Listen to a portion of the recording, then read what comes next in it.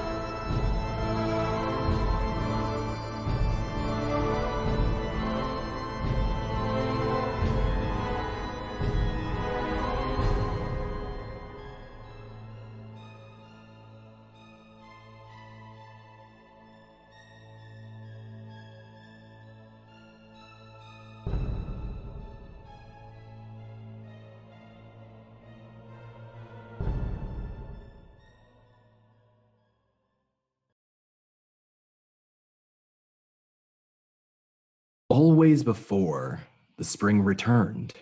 The bright world and its cycle spun. In the air and flowers and grass and fern, warmed and cared for by the sun. Always before, you could explain the turning darkness of the earth and how that dark embraced the rain and gave the grass and flowers birth.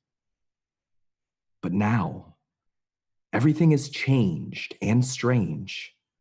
We've inherited a grim and different world, one that's spinning off its axis broken, plaguing us with dark and burning questions. Like, are heroes real and made of steel, or made of glass and made to break? And most of all, when at last will winter end and return to us a spring again? In Hearthfalen, the last red and purple hues of twilight cling to the sky for a long hour, as though those colors might fade from the world forever with the coming night. It's been an odd, lovely evening, free from the dark clouds and near constant storms that seem to haunt the folks who live here. And beneath the end of that twilight glow, as the night's 3 moons begin to take shape, 2 newcomers to town ride through the main street. One is an old, gentle-faced dwarf with a gnarled wooden walking stick hanging from his hip. He rides atop a muddy brown pony that pulls a small merchant's cart behind it. Where is everybody? By the gods' great light, why were they burning so many bodies outside? Alvin Shortlock Hammerfist looks anxiously down a quiet street where only a few villagers dart quickly between the buildings. And riding next to Alvin is another figure. Hello and welcome, Matt. Welcome to Nightland. Oh, I never left. It's been quite some time, but it stays the same the more it changes. That it does. Well, tell us who you're playing today, what they look like right now in this moment as they're riding down the main street of Hearthfalen. Felgard is apparently a human male of not quite middle age, just a little bit before that, in his prime. He has gray merchant's robes. He has a draft horse that he is riding, pulling a cart full of various odds and ends. Um, he has a fairly decent mane of hair, which keeps him warm in the cold nights when he misplaces a hat or so.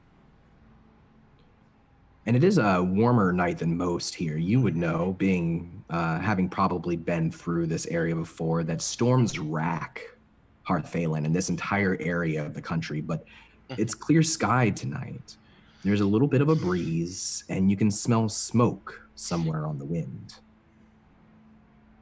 Damn it all. Yes. I don't know why they're burning people.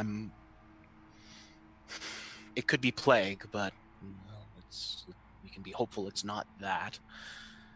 Oh, well, I hope not. Should we worry that we're going to catch the plague? No, old one. So long as you stay inside and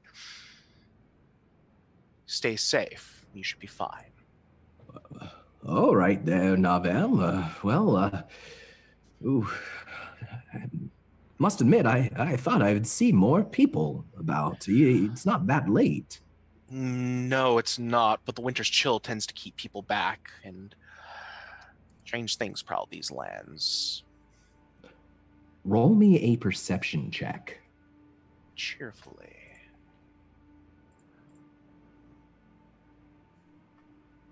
How about an 18? Now that he mentions it, it is quieter than normal. Usually, after the long twilight at the beginning of night, there's still a good deal of activity in a town the size of Hearthfalen, the second largest town in Nightland. Mm-hmm. But there's not that much activity now.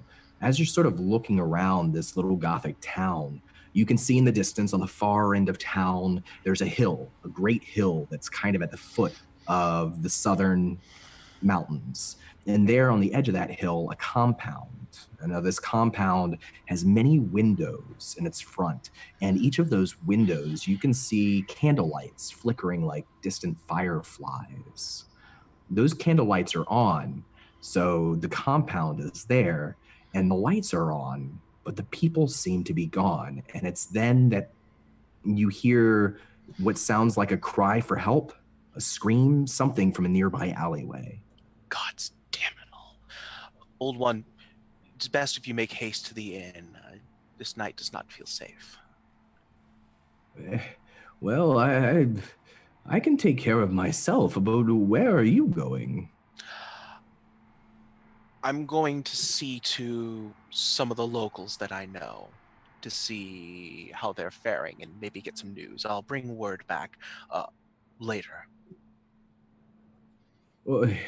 Well, do you mind? Perhaps I could come along with you. I'm looking for some of my friends that might be here. You did mention that you did have friends with you, didn't you?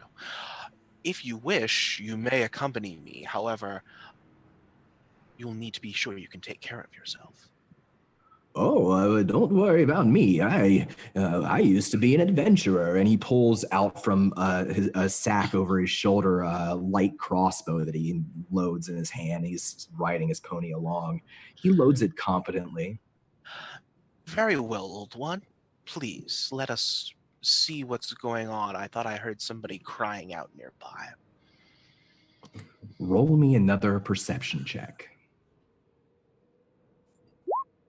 A 10.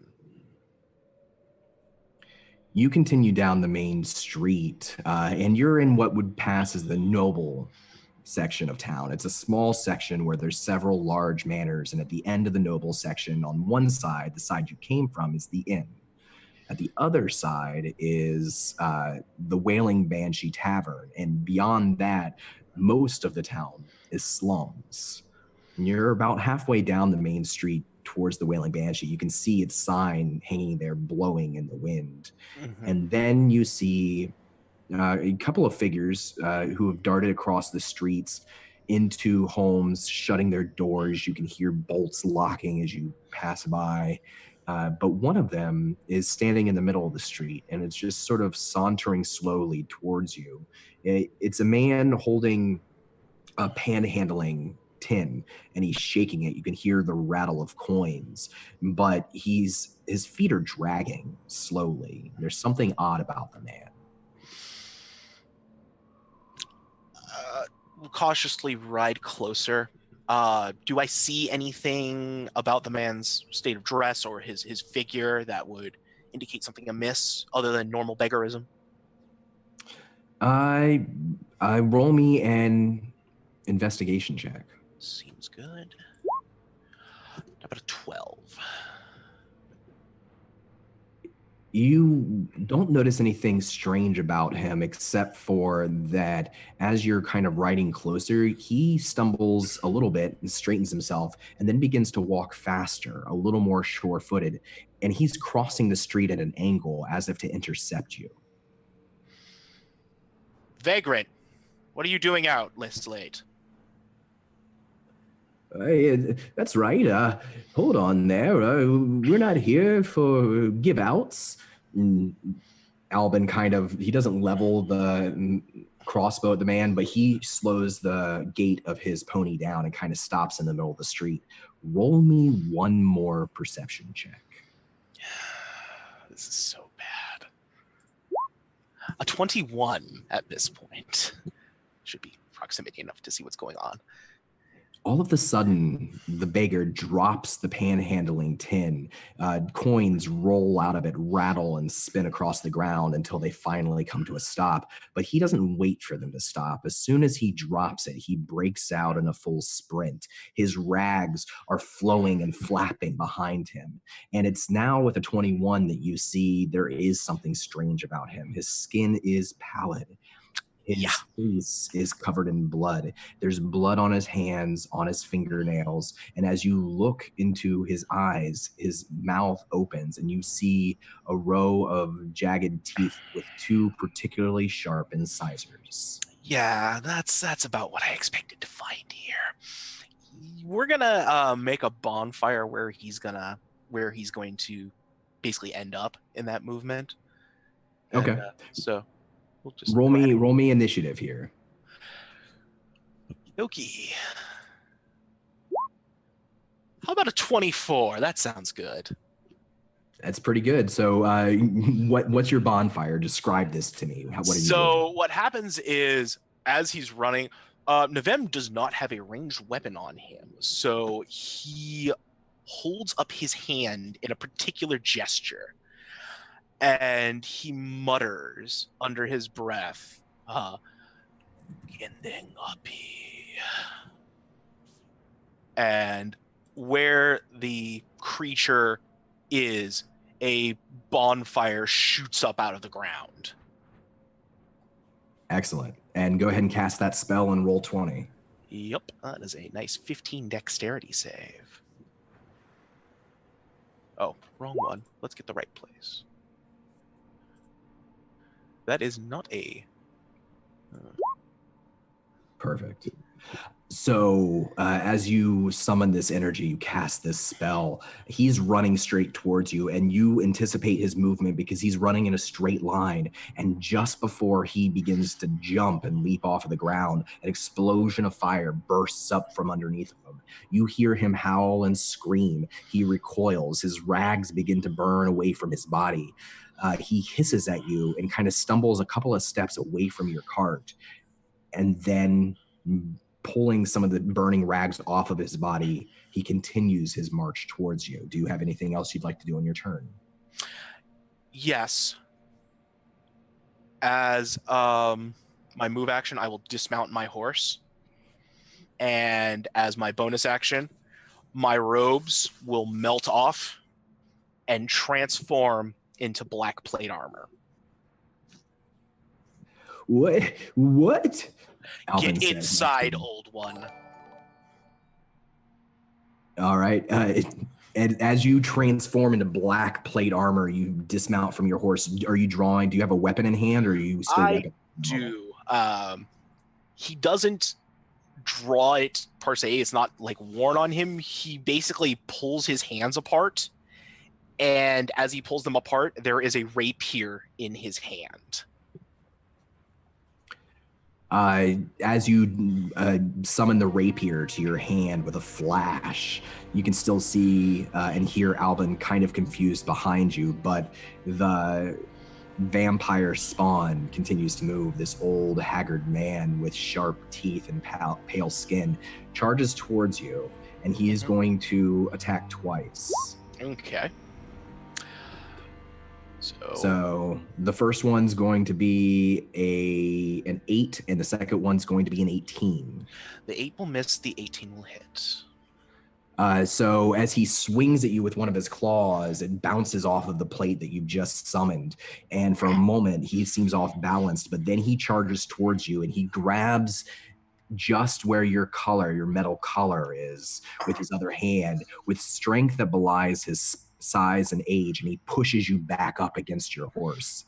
He's got you grappled. That's the end of his turn. You hear a thunk, and an arrow crossbow bolt shoots out. It whizzes right by your nose and ends up thudding into a wooden post of the tavern that's right beside you. And Alvin says, oh, sorry, I got nervous. Don't worry, I can help. He's reloading the crossbow. Old one, get inside. I don't know how many of them there are here. Oh, if you say so. And he gets up off his horse and lands with his feet with a thud. And he's, my back. And he kind of goes around the other side of the horse. And he looks like he's about to make a break for it, but he kind of holds his action for now. And it looks like on his next turn, he's going to dart for the tavern. Okay, good. Meanwhile, it is your turn again. Okay, I probably should break this grapple. So how do I go about doing that? Posed athletics. Okay, let's go for it. 5. Dreadlock. He has you. He tighten his grip. As a matter of fact, he pulls you away from the horse and now slams you up against one of the pillars. You can hear the wood splinter behind you. Can I use my standard to try and break the grapple as well? Or my move, whichever one I didn't use there? Well, I think you were using your, I think you used your action, right? Yeah. Yeah. You can use a movement or a minor action if you have anything else. Your movement's 0 right now, though. Yeah. Do I have anything bonus action-y? I don't think I do, unfortunately. I know, I'm in that 4th edition mindset myself.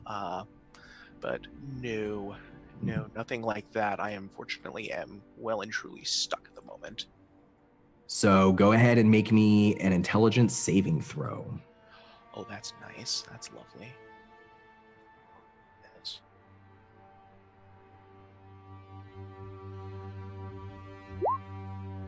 A 12? That is just enough. This creature's mouth unhinges more than what it should be, and you can see something inside of his mouth, a darkness that's unnatural. You can feel something inside your mind, whispers in a foreign tongue, and you feel like something is being drained out of you, but you fight it off. Angry, with you grappled, he takes his other hand and he's just going to try to pummel you straight in your face.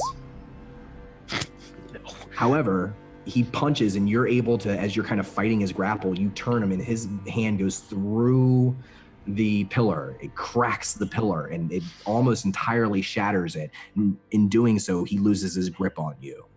The natural one will say you are free from his grapple. That is splendid. Albin Shortlock Hammerfist, runs across the street towards the tavern. He gets to the front door of the tavern, spins around, looks at you, looks at the vampire, and he takes a shot. Make me a dexterity saving throw. 18. This one, again, thunks into the wood right next to you, but it's even closer than the last one. Oh, sorry, I'm a little rusty. Old one, get inside before you aim perfectly. All right. He turns around. It looks like next turn he's going to actually maybe duck into the tavern itself. Roll a perception check. 14. So you're free now. It's the top of your turn. You see through the alleyway next to the tavern coming up a large figure. It looks like a town guard, armored, dragging a sword through the dirt. Oh, this is so not good. Let's finish this fast so we can run.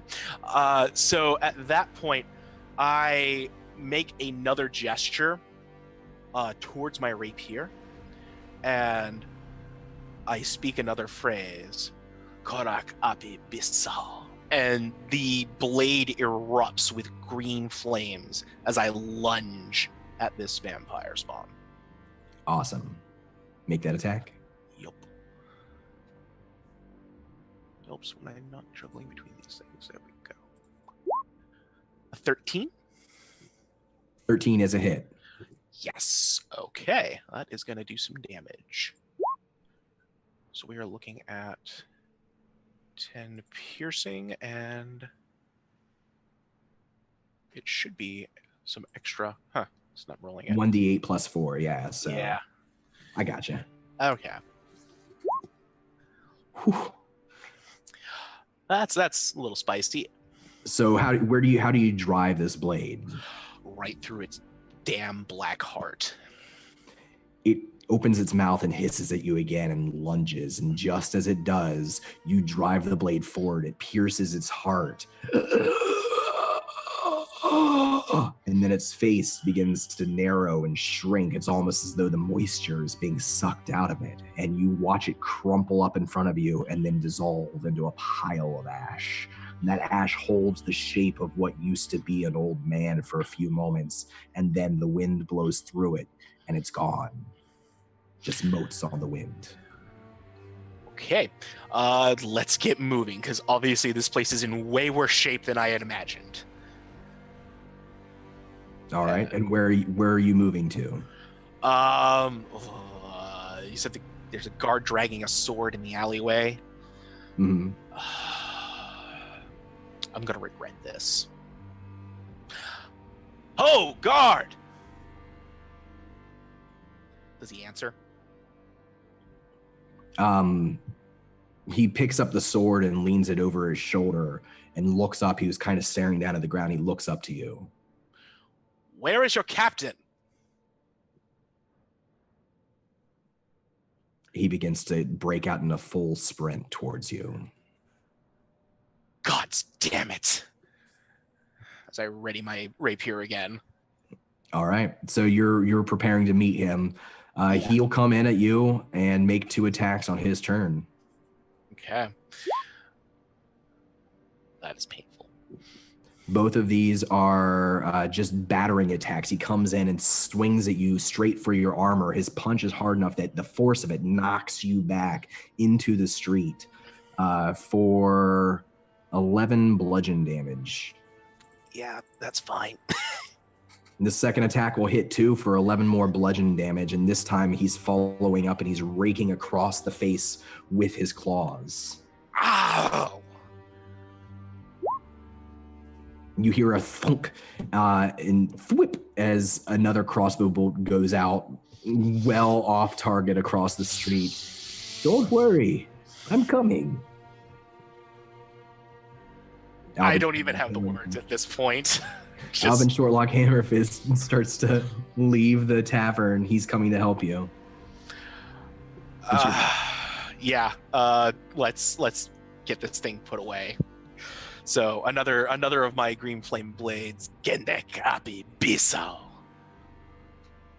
And A 12. Mm. A 12 is just a miss as you drive this blade upward. This guard, who has a sword in one hand, it is leaning against his back, swings it down and with a cross swipe parries your blade away. And then with my War Magic bonus action, I am going to go ahead and take another swing at him. Excellent. A 19 looks good, though. That is a hit. 7. You pierce up into his right shoulder as he's coming down at you with the blade, and he tosses his sword aside. He's going to attempt to... Is that the end of your turn? Yeah. He's going to attempt to grapple you first. Of course he is. He grabs you with both hands and lifts you straight up into the air. He's holding you at a plank, almost parallel to the ground. And I need you to make me an intelligence saving throw. No. 16? You hear those whispers again as his eyes burn with a green fire and he stares into you, through you, but you resist him in your mind. He continues to hold you grappled above him. Albin Shortlock Hammerfist hits his target this time. You see the crossbow bolt pierce through his right shoulder. That's for something else. Don't worry about that. Oh, that's fine. That's fine. Albin Shortlock Hammerfist pierces his right shoulder with his crossbow, and he's coming up behind him. He drops the crossbow, and he holds his gnarled walking stick up like a club. Let him down. Right this instant. It's your turn. I gotta break this grapple. This is not good. So let's make that athletics throw. Come on. That is not good. It's just good enough. Versus a 7. You break his grapple and you're able to push yourself off of him and land on your feet beside him. Oh, and I have no other actions. You can try to run. You know, running sounds real good right now. Yeah, there is no good in doing this, though I really hope Alban doesn't get himself in trouble. Where are you running to? Where is the closest safe place that I would know of? Probably the Tavern is the largest building right here. If you were to go further back, there's several gated manors in the noble area. If you were to go forward, you're pressing into the slums. Tavern is the safest place. Probably the best place to hole up for the second. At least then I can regroup and figure out what the hell to do. Okay, yeah. Tavern it is. All right. He's going to take an attack of opportunity against you as you break towards the tavern. He can do that. But that's going to be a 11, so that'll be a miss. Mm-hmm. So all right. So you get to the tavern door. You're able to see if you can open it. Give me an athletics check. 16? You're about to pull the door off of its hinges, and then you hear a click, click, click, click, like the sounds of locks being unlocked on the inside. The door swings open, and you see a half-elf old matron. I mean, this is an old, bent-backed woman who is dressed in service attire. Most notably, she has almost no nose. Her nose has been broken so many times that it's like it's been smushed into her face where her face is flat. And she looks out to the street and looks to you and she says, "Get inside. There's not many of us, but it's safe in here." You don't have to tell me twice, and I'll duck in. All right. Albin Shortlock Hammerfist. Or no. It is the vampire's turn. He is going to leap at Albin. Oh, no. And he's going to strike him once in the face. As you're ducking in, you can see him pick Albin up and throw him. He throws him through your cart of wares. The wood of your cart, the frame of it shatters into splinters as Albin crashes to the other side of the street, taking a sizable wound for Albin. The vampire continues to approach Albin, but Albin gets up, and it's at this point that he raises up. He's got the walking stick in his hand. He's panting, and then he turns and breaks into a run, and he runs faster than he looks like he should be able to run towards the wailing banshee in the tavern. Hey, keep the door open. I'm coming. You hold the door for him? Yeah, I cover him with magic, basically, as it goes. He runs into the door of the wailing banshee. You can see this large hulking guard. Now you can see its mouth fanged, just like the old man, rushing towards the two of you. And as you shut the front door, you hear nothing. No beating against the windows, no breaking of wood, no attempt to break in. It's almost as though the creature outside just simply vanishes. It would seem the curfew is much more stringent than when I last passed through Hearthfalen. As you say so, and you get an audible groan from Widow Willisby, the bartender who let you in, the matron of this tavern. We're going to cut away from this scene and visit our friends elsewhere. Sir Rejoining, Knight of the Crown, Honoria Salanthus, Wizard of High Sorcery, Rookone, former slave and Minotaur captain. The three of you have just retreated from a battle with Hawthorn Moonpetal, a charismatic vampire wielding an ivory warhammer, a creature Rookone had encountered once before on a forgotten isle off of the Blood Sea. Rookone, what do you remember about your previous encounter with Hawthorn? Hawthorn, when we approached this island, he was one of the people that we have met who offered to guide us to the location of something we were looking for, something we could bring back, something of value. And when we encountered some trouble, we came back to find our ship, and he had deceived us and abandoned us. And we could not find him. Is he someone that Rookone has thought about often since then, or was that a memory that had almost slipped from his mind after everything else that's happened to him? It sticks out.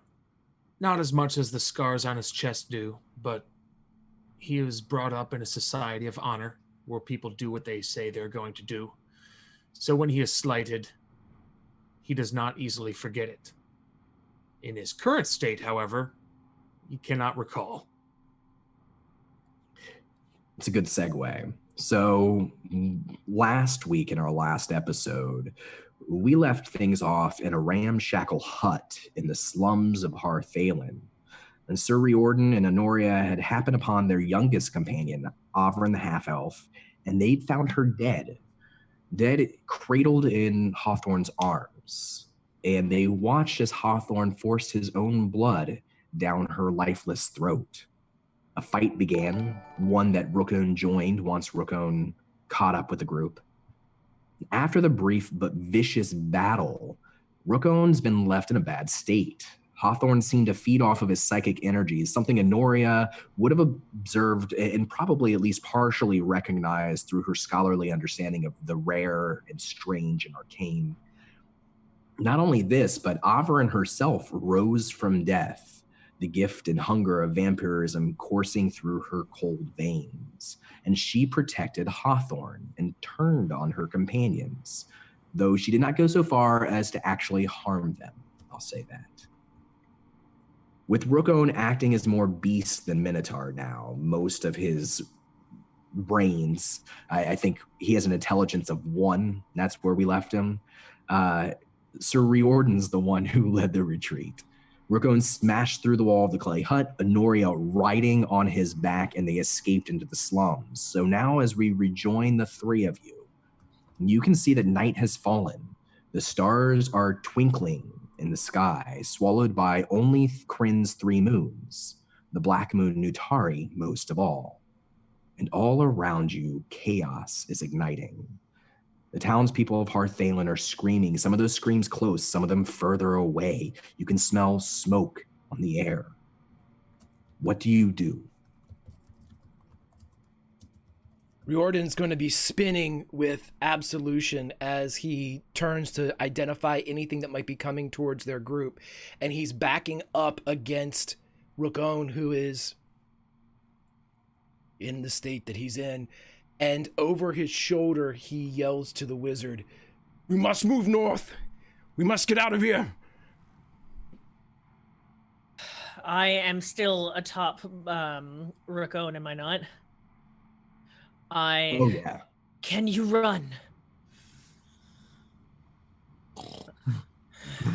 I kick my legs into Rukon as you would a wild beast and try to steer him forwards and run as I look over my shoulder to the night and say, "Run." All right, and where's Rukon running? What direction? I will try to steer him by his horns if need be. And I'm gonna leave this up to you, Billy. Does she need to make an animal handling check for this, or will you allow her to steer you? Absolutely, animal handling check. All right, I am going to spend one of my inspiration on that. So I attempt to, having almost no experience with horses or anything of the like. Does a 17 steer you, my good friend, where you need to go? I'll allow it. I think 17 sounds good. I do want to say you did make one other animal handling check in this campaign, and it resulted in a horse kicking you in the face. So this one back. I was trying to forget about that, Don, but it's cool. I remembered. All right, so what direction are you steering him? North, which is where the good Sir Knight went. We don't have a meetup spot outside of the city, do we? Did we set up a meetup spot outside of the city? We did not. We are very dumb. North it is until all of this flight and fight of fancies behind us. Well, to be fair, there's been some time switching around.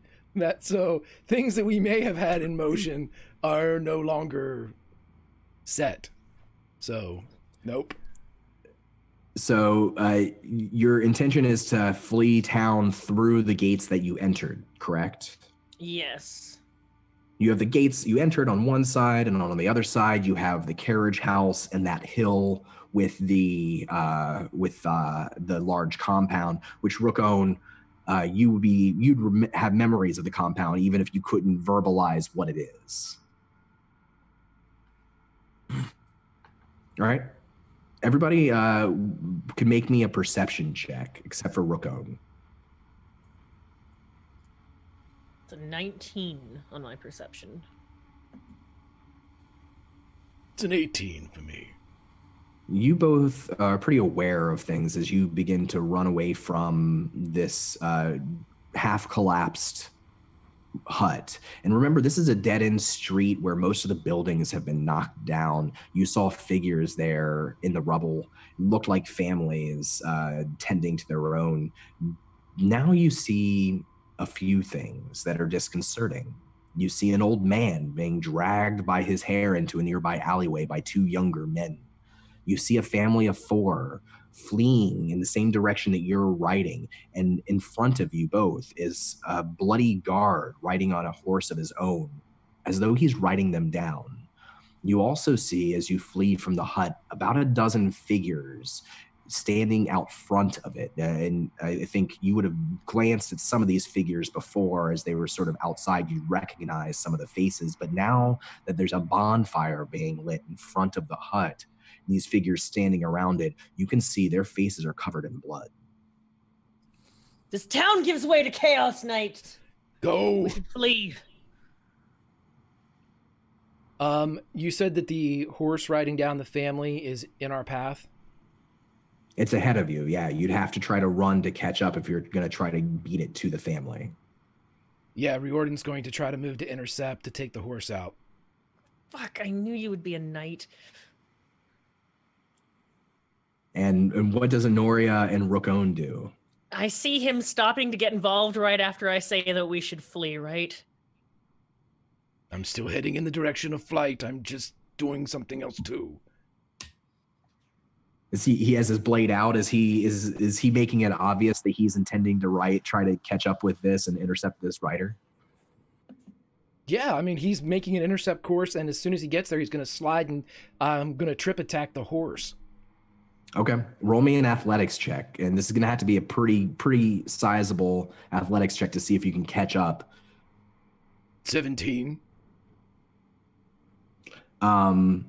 Give me an attack at disadvantage. So you are pounding, you're trying to intercept this horse, and it's not moving quickly. There's something almost like a slow menace about it, but it's got a head start on you. It is moving faster than the family. One of the children trips, and the father scoops the kid up and throws him over his shoulder. You see that the guard on the horse, its armor covered in blood, has a spear out to its side, but as it gets a little bit closer, it drops the spear and it begins flexing its hand like this. Give me an attack at disadvantage because you're barely going to make it in time. It's going to be difficult for you to cut this horse. Okay, what does it take inspiration-wise for me to negate that to a regular attack? 1 inspiration's a regular attack. Okay, I'm going to do that. I'm going to spend down on 1 inspiration to make this straight up as he swings Absolution. 25. Roll the damage there. 9. I get to re-roll. Wait a minute. Oh. It's same thing. And Still then 9. And then it's a superiority die I'm using here to trip, so it's a DC 15 to keep its footing or it's going flying. I can do 1 size larger than me. So you come in and you slide and you cut this horse's legs and it topples forward and its head smashes into the ground. The horse doesn't get back up, but the rider, even though he goes flying forward, tumbles, nimble in his armor, catches the ground, pushes up, and turns around now to face you. And you can see that he's got sharp teeth and pale skin, much like Hawthorne did. He's just going to square up, knowing that the wizard can hear him as he's, run! And he just spares 1 second as he looks to see if turn this minotaur around. He looks to see if the family's still running. They are, and you, as you turn to look back at the family, looking away for a moment past this vampire, you catch eyes with the father, and in the firelight of the nearby bonfire, you can see a gleam in the father's eyes. It's something like gratitude. And then he turns and continues to run off. Do we initiative here, Mr. DM? Fuck. 15. 8. All right. Do I roll initiative too, or am I at the mercy of? No. You can do whatever you want. You have free will. 14 initiative. All right. And just so we keep this easy, I'm going to keep the same initiative for you guys for a long time. So if you guys want to note that, if I ask you later. And here we go. This guard, who's not a huge man, but is a tall man, comes at you quickly. He's got both of his hands. He's pulling leather gauntlets off of his fingertips. And as he does, you can see that his nails are distended and long, sharper than what's natural. And he's going to attack you twice, Greg. First one's going to be a 23 or 22. That will hit. Right. Roll me an intelligence saving throw. Son of a bitch. 12. Just enough. So he doesn't hurt you. Instead, he grabs you, and you can feel his arms tightening around your shoulders. He's got a strong grip on you, and he hisses. You can smell death from his breath as it pushes into your face. You can see burning green light in his eyes. You can feel a force inside your head, not as strong as Hawthorne's, but in there. You managed to hold him off and hold the effects off. That is his turn. It is your turn. Okay, I can attack while he has me, correct? Yeah, you're just grappled and restrained. Okay, because I need this to work in the best possible way, with my first attack, I'm going to spend an inspiration for advantage. All right. And we just got another inspiration in 2. Yeah, Staffin just gave us all inspiration and additional plot armor for Honoria. So, Desperately you. needs it. Thank you. 16. That is a hit. Ooh, for 16. So how are you fighting him here? As he's got your arms locked up. What he's going to do is he's going to bring Absolution up, and he's going to just basically work the midsection with the blade, drawing it back and forth across his abdomen, just sawing this thing. All right. And you can feel his flesh giving way to your blade. He does not let go his grip, though. Even when you feel your blade begin to press into what must be spinal cord, he's still got you firm. I'm going to spend another inspiration for my second attack. All right. 20. That is a hit. 30. And re-roll that. Okay, so that's 12 altogether. So a grand total of 28. And again, you feel part of his spinal cord give way as you're sawing your blade back and forth. And then you feel his legs drop. They thud against your legs and then hit the ground. But his upper torso is still wrapped around you. His teeth are still bearing down on you. You can still feel his breath in your face. And he's still got you held firm. But I can move, correct? I'll give it to you. So he's going to begin, he'll use his movement to take his buddy along with him, as he is going to continue to back up towards Honoria and Rookone, the direction that he believes they went. So he's going to continue his full movement that way if allowed. Actually, I'm carrying somebody, so it would be half. Half movement. So Riordan's dragging this thing. It's got him. It's biting at him. It's snapping at him. Rookone, it's your turn. And you see Sir Riordan coming towards you with this creature wrapped around him. What does Rookone do in this move? And he still has a Nori on his back, too. So Rookone glimpses Riordan with the disembodied torso of the vampire, and he stops, and his eyes raise up, and he hunkers down, almost loading his lower body, and then starts to bound forward with his eyes intact on the half corpse that he's holding, and then starts to lower his head for an attack with his horns. So like a dash action to an attack with hammering horns. All right, make that attack roll. And thank you, Lex, for...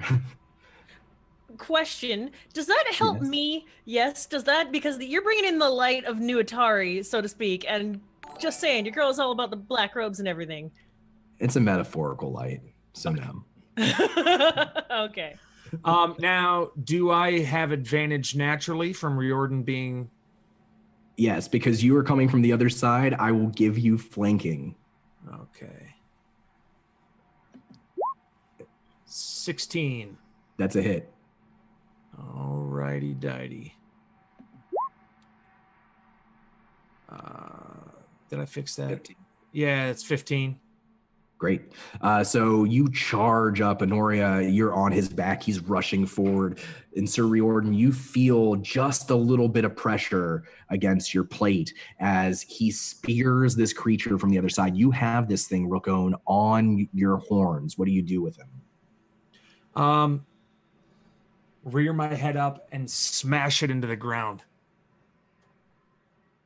And as you pull him off of Sir Riordan and smash him into the ground, you feel bones crunch beneath you. And that thing, it begins to shrink up like a raisin. And within a moment, it turns to dust all around you. You're coughing up this creature from your lungs.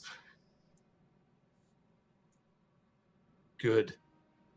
Honoria, make me a perception check. It's an 18 on my perception. From where the bonfire was and the dozen creatures gathered around the hut, you see now, as you happen to just notice glancing behind you, 3 of them have broken away from those 12, and they are now rushing down the street towards you, and they will be on you in moments. Thank you. I am desperately hanging on to Rook and realizing that if I don't get him out of here, we are likely to be dead. Knight, don't forget about your lady fair. We must flee. And with that, she's going to try and, sorry, Rook, wrench his head to the side and, if needed, do kind of not like a full ray of frost, but now something that'd be kind of like frostbite on his butt, like a nip to get him going. A knack, yes. Like, and like then a frost spark. Yeah, a frost spark on his ass, and I want him to haul out, I'm leaving you behind, and it is evident in my eyes, Sir Knight, that if you follow the course that you are on, I am too wounded to stay with you. I understand. Fool. All right. So I will let you, if you spend your action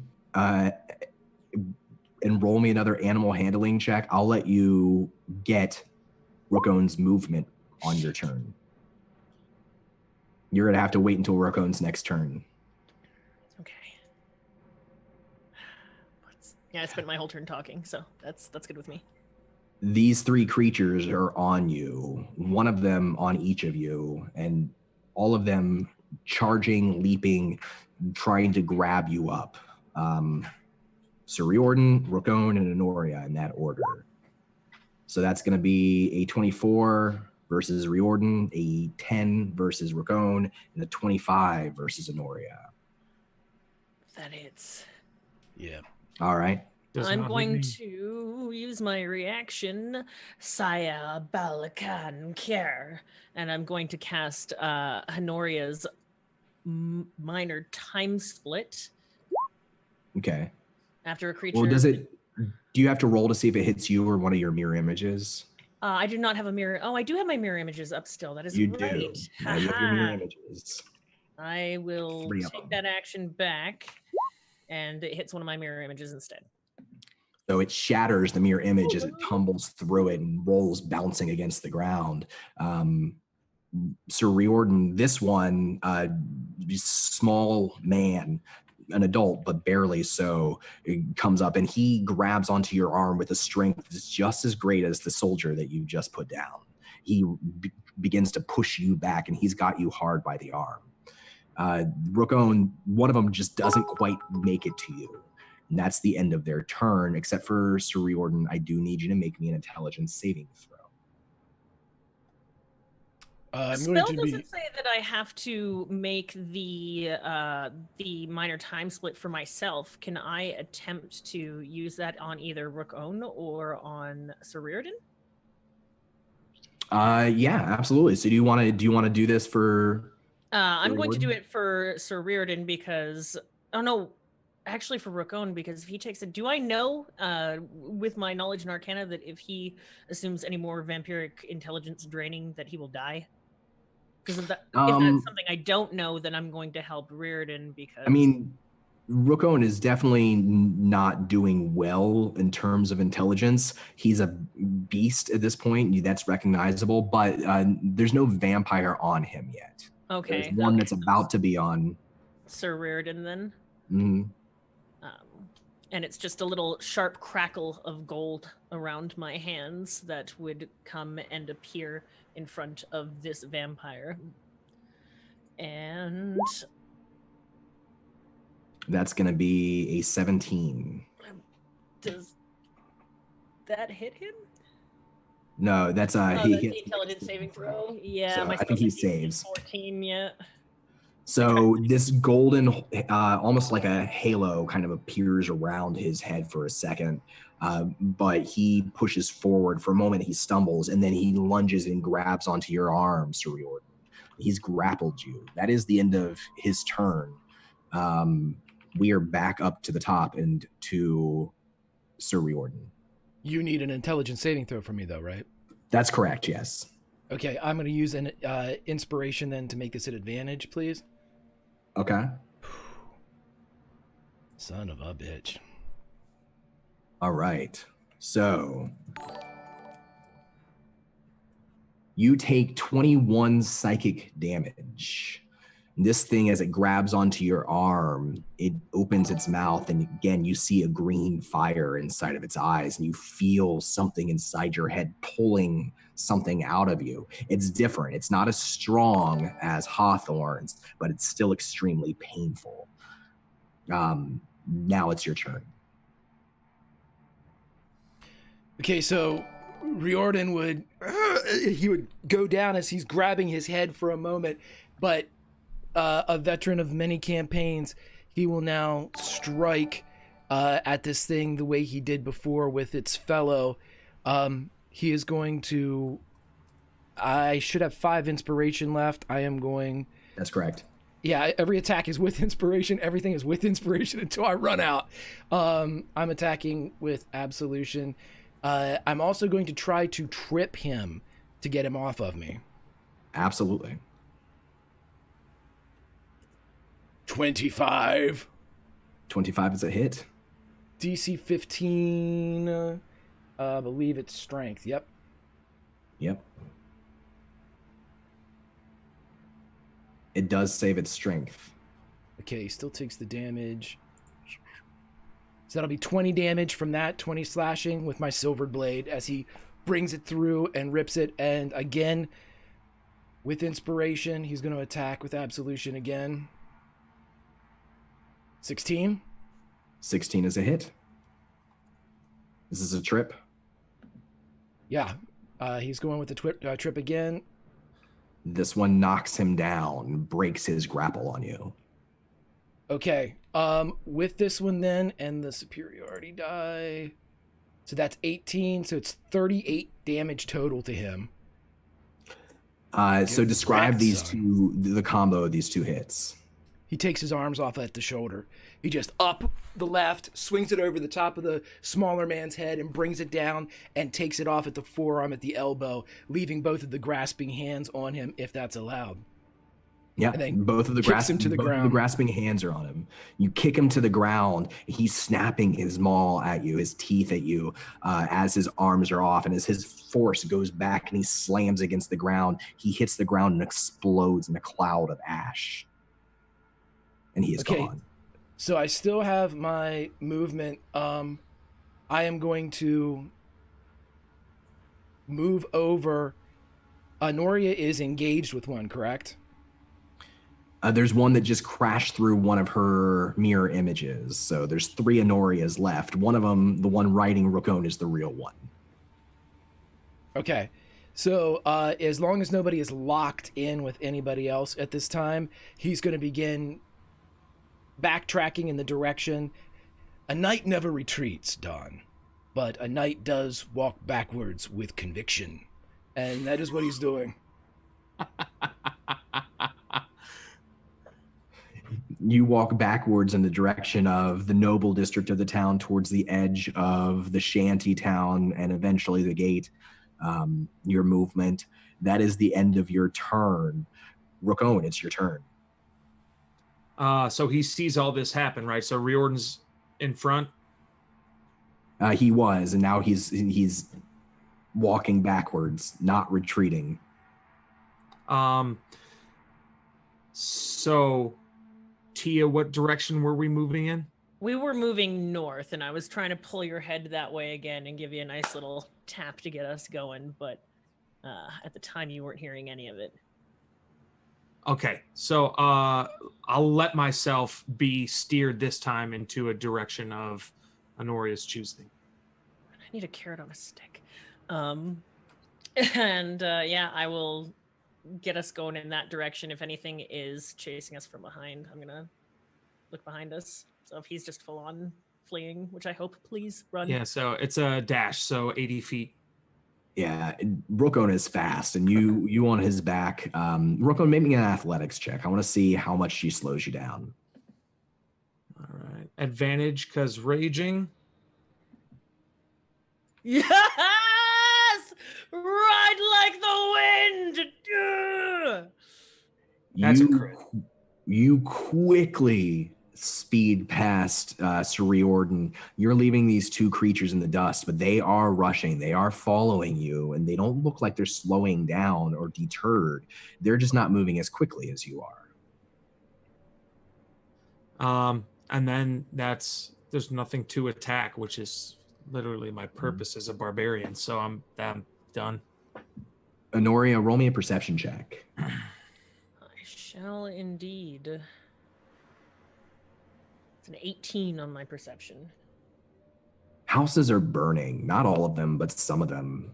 You can see people being dragged through the street. You hear the screams around you again, now that your heart is not beating slowly, but not quite at the same pace it was a few moments ago. You can see beyond, at the edge of this ascent, at the edge of this hill, is the Wailing Banshee Tavern. This is before the noble section that leads to the gate, and you can see the lights of the tavern are lit, unlike most of the buildings, and the tavern's not on fire, but there are two of those creatures on the outside of it, just kind of, they seem to be walking in a perimeter around it and then back again. So you are rushing up, you can see this. So houses of the innocent are burning and falling all around me. Tell somebody who cares, Dawn. Yeah! And you continue to go. If you want to get a regular movement speed out of Rookone, you can make me another animal handling check. That's a 5. No. Sir Rejoining, these creatures, one of them is going to catch up to you this turn. The other one will catch up to you unless you actually flee next turn. And it's going to attack you twice. It's going to be a 22 and a 24. These are both hits. Yes. Oh, absolutely. I'm sorry. And these are both straight up attacks. So it slams its shoulder into you as you're backing up, even as you're probably preparing a sword thing or whatever Sir Rejoining's about to do. Then it smashes its fist into the side of your face. You can hear the ringing in your ear where it's boxed you. It's gonna be a total of 22 bludgeon damage. Very well. It is your turn, Sir Rejoining. I'm engaged too, correct? You are with this one. Okay, first things first, Don, I'm gonna take that, do a little bit of that second wind action.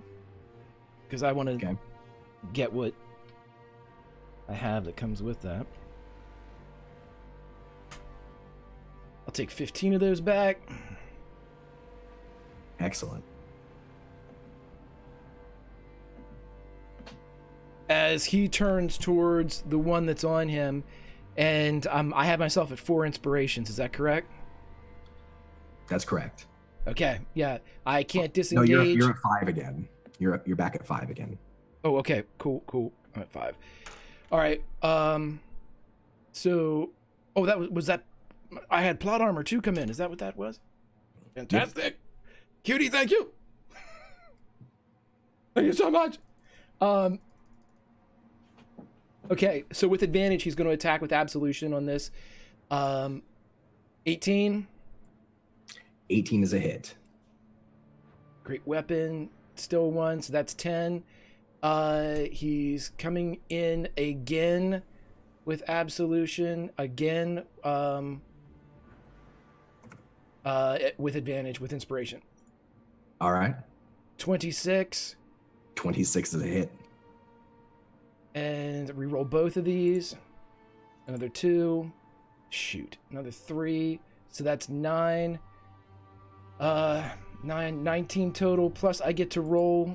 Don't I get an extra 8 because I used my second wind? So you get 2d8, 1 for both.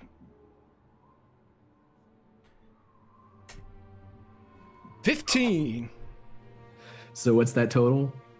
15, 25, 34. So with 34 damage, describe how you destroy this creature as it's rushing towards you. As quickly as is humanly possible. And so as it comes rushing in and grabs him, he runs it through to the hilt and then steps on Absolution and brings it through its hip, cutting the thing in half, and turns around, and again, a knight does not run unless it's to save someone, and his friends desperately need him right now. So he is going to run towards the way of the Wailing Banshee. So as this old woman breaks into pieces and explodes into dust, you turn and take off. Rookone, it is going to be your turn first. You're able to get to the Wailing Banshee. You're able to continue past it. Yeah, absolutely. I recognize the scenes, but nope, I'm in a wind sprint. I'm hauling ass to get out of there. All right. Honorio, roll me a perception check. As a 3. All right. So you guys have now reached a plain. You've gotten to the top of this hill. You've left the shantytown behind. One of these creatures is still coming up, at least one. And as you get to the plain of the Wailing Banshee, both of those creatures that were circling around it turn. They hear the pounding of Rookone coming up the street, his grunting, and they both turn towards you and they begin to run towards you, heading you off before you can get past them. Right.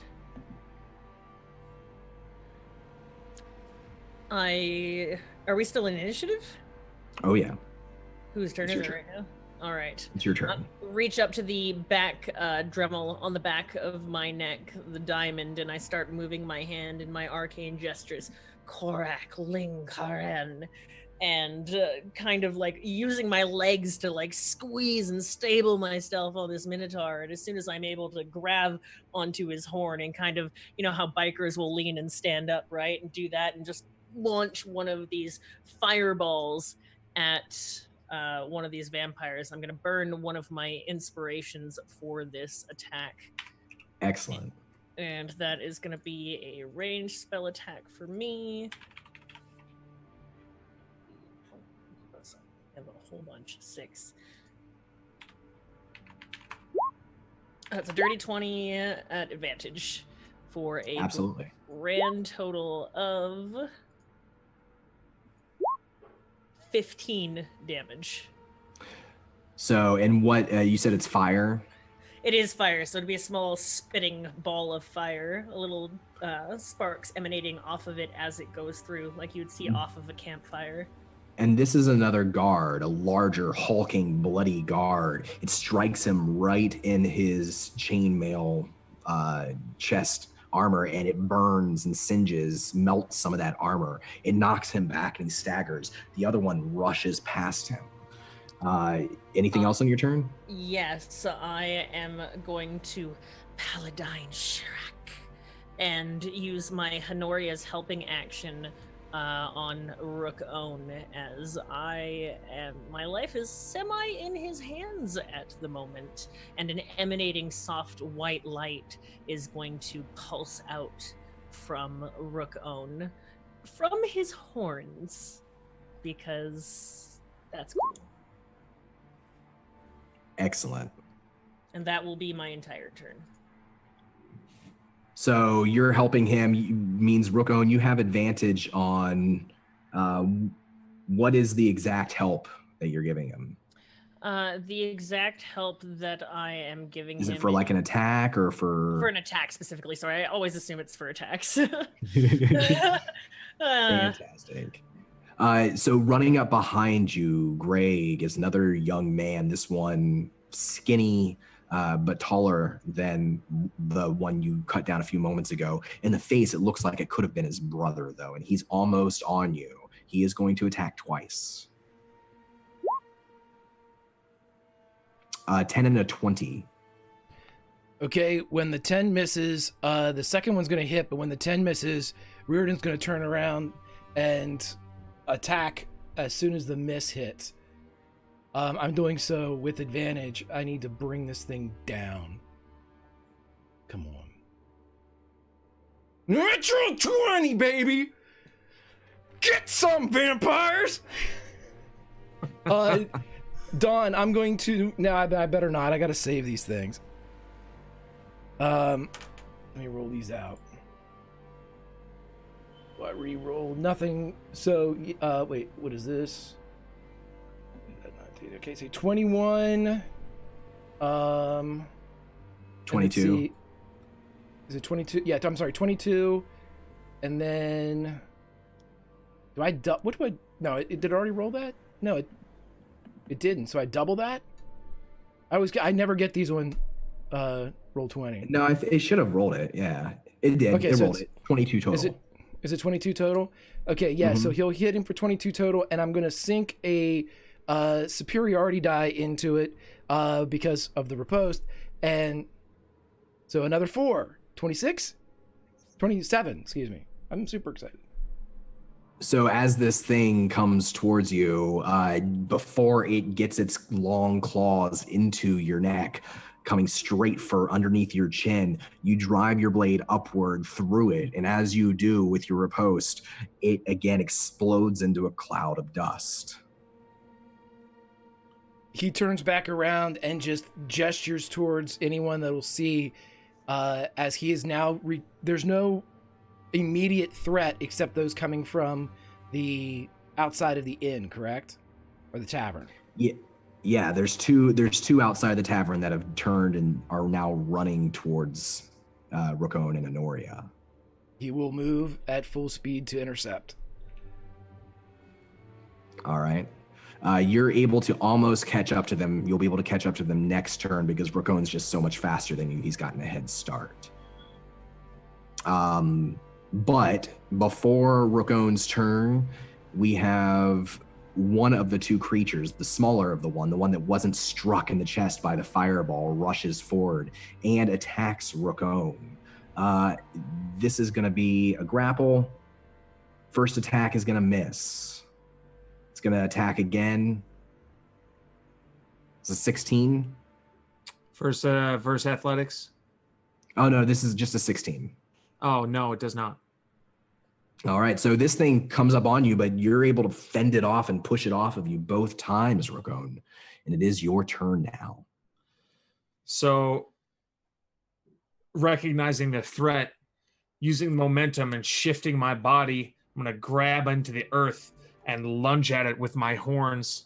I guess with it, the light magical heaven horns grant advantage. You have advantage, that's correct. Okay, so just a regular horns attack? Or does this count towards like the end of my dashing from previous turns?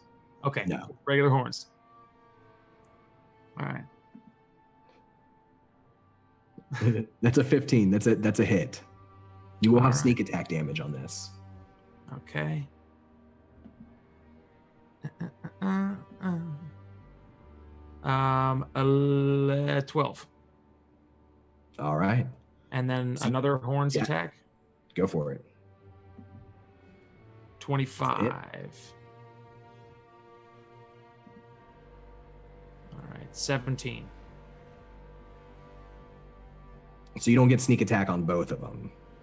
All right, so that's 11. It's 12 and 11. Okay, cool. And then I'm going to, as my reaction, use hammering horns to knock that bee down with a 15. Yeah, 15 DC. 15 is what it rolls. Okay. So then nothing happens. So you gore it twice with your horns. And Honoria, you feel the magic of your energy, that white light pierce into this thing. It falls back. It tries to grab your horns and turn you to the ground, but it fails. But it manages to stay on its feet.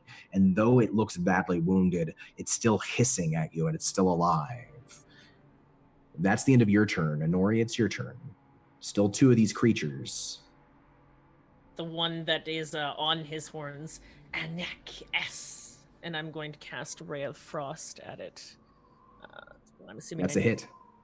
Oh right? And that is a total of 10 cold damage, and also slowing its speed by 10 feet until my next turn. Icy ray coming out as soon as my hands are in front of me, kind of traveling from one hand to the other, almost as if it's a starting location from one to the other, traveling through me, and then the final location being the person in front of me. Once again, squeezing my leg so that I can hang on to Rookone while he's being thrown back and forth. And I contemplate for a moment, kind of side rolling off of him, but Honoria's greed and selfishness keeps her on, as he's a bit of a meat shield at the moment. And as you unleash this ray of frost to the creature, it pushes on. It's slowing down. You can see the ice form around the side of its face, its chest, its hands is just reaching out towards you. And just before it reaches you, your ray on it, its hands almost touching your fingertips, its hand shatters like shards of glass, and it begins to break apart. And as it does, what's not frozen, its lower half, disintegrates into another cloud of ash. Honoria shudders, being so close to death. That'll be the end of my turn. All right. Wait, now, no, I lied. Shirak Paladin, or Paladine Shirak, since I can do it again. Help action on my dear friend Sir Reardon. Do I get it in time? Yeah. Okay. Good. are you helping Sir Reordan this time, or Rookone? It doesn't say that it only has to be on one person. It looks like I can aid as many people as I want, as the spell currently says. Let's see. And I'm Help action. You're talking about the Honoria's help. Let me put it in chat here. There we go. Yeah, I see it. To aid an ally. So one An ally? Okay. Okay, Yeah. fine. I'll leave it on. I'll leave it on. All right. A wizard's got a wizard, you know. All right. At this point, Matt,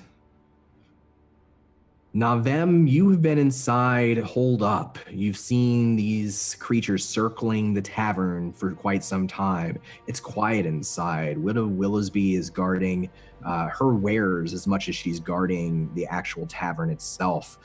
Albin Shortlock Hammerfist is watching the window. Every time he sees something happen, you can hear him quietly bemoan or say that he's sorry. He's very, very upset that he can't do more to help. And then you hear a scuffle right outside of the tavern. And as you look out the window, you see Sir Reordan and Honoria riding the back of a minotaur, a bestial, slobbering minotaur, Rookone. And that guard, the one that chased you inside, is now rushing towards them. And as it does, it swings its arm and it crashes into the side, the banister of the steps of the tavern, shattering the banister, and it's hawking towards them.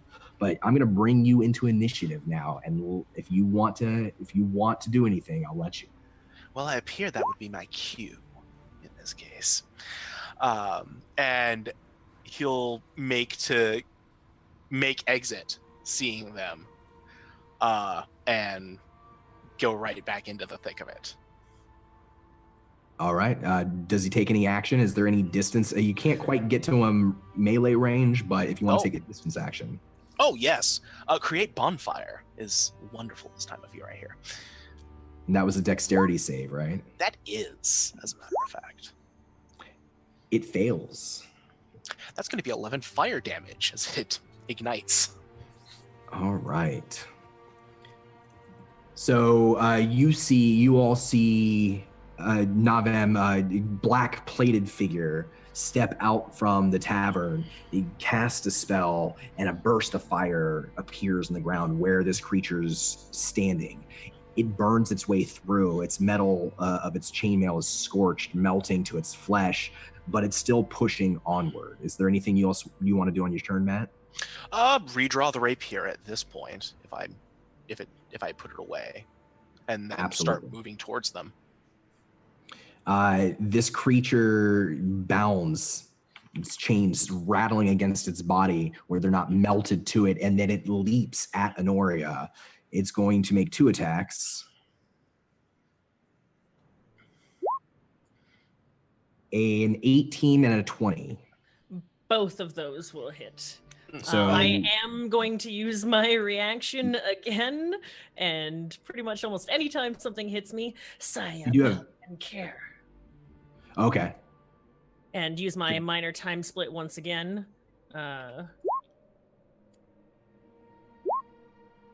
It fails its first saving throw. So describe how the spell works and looks.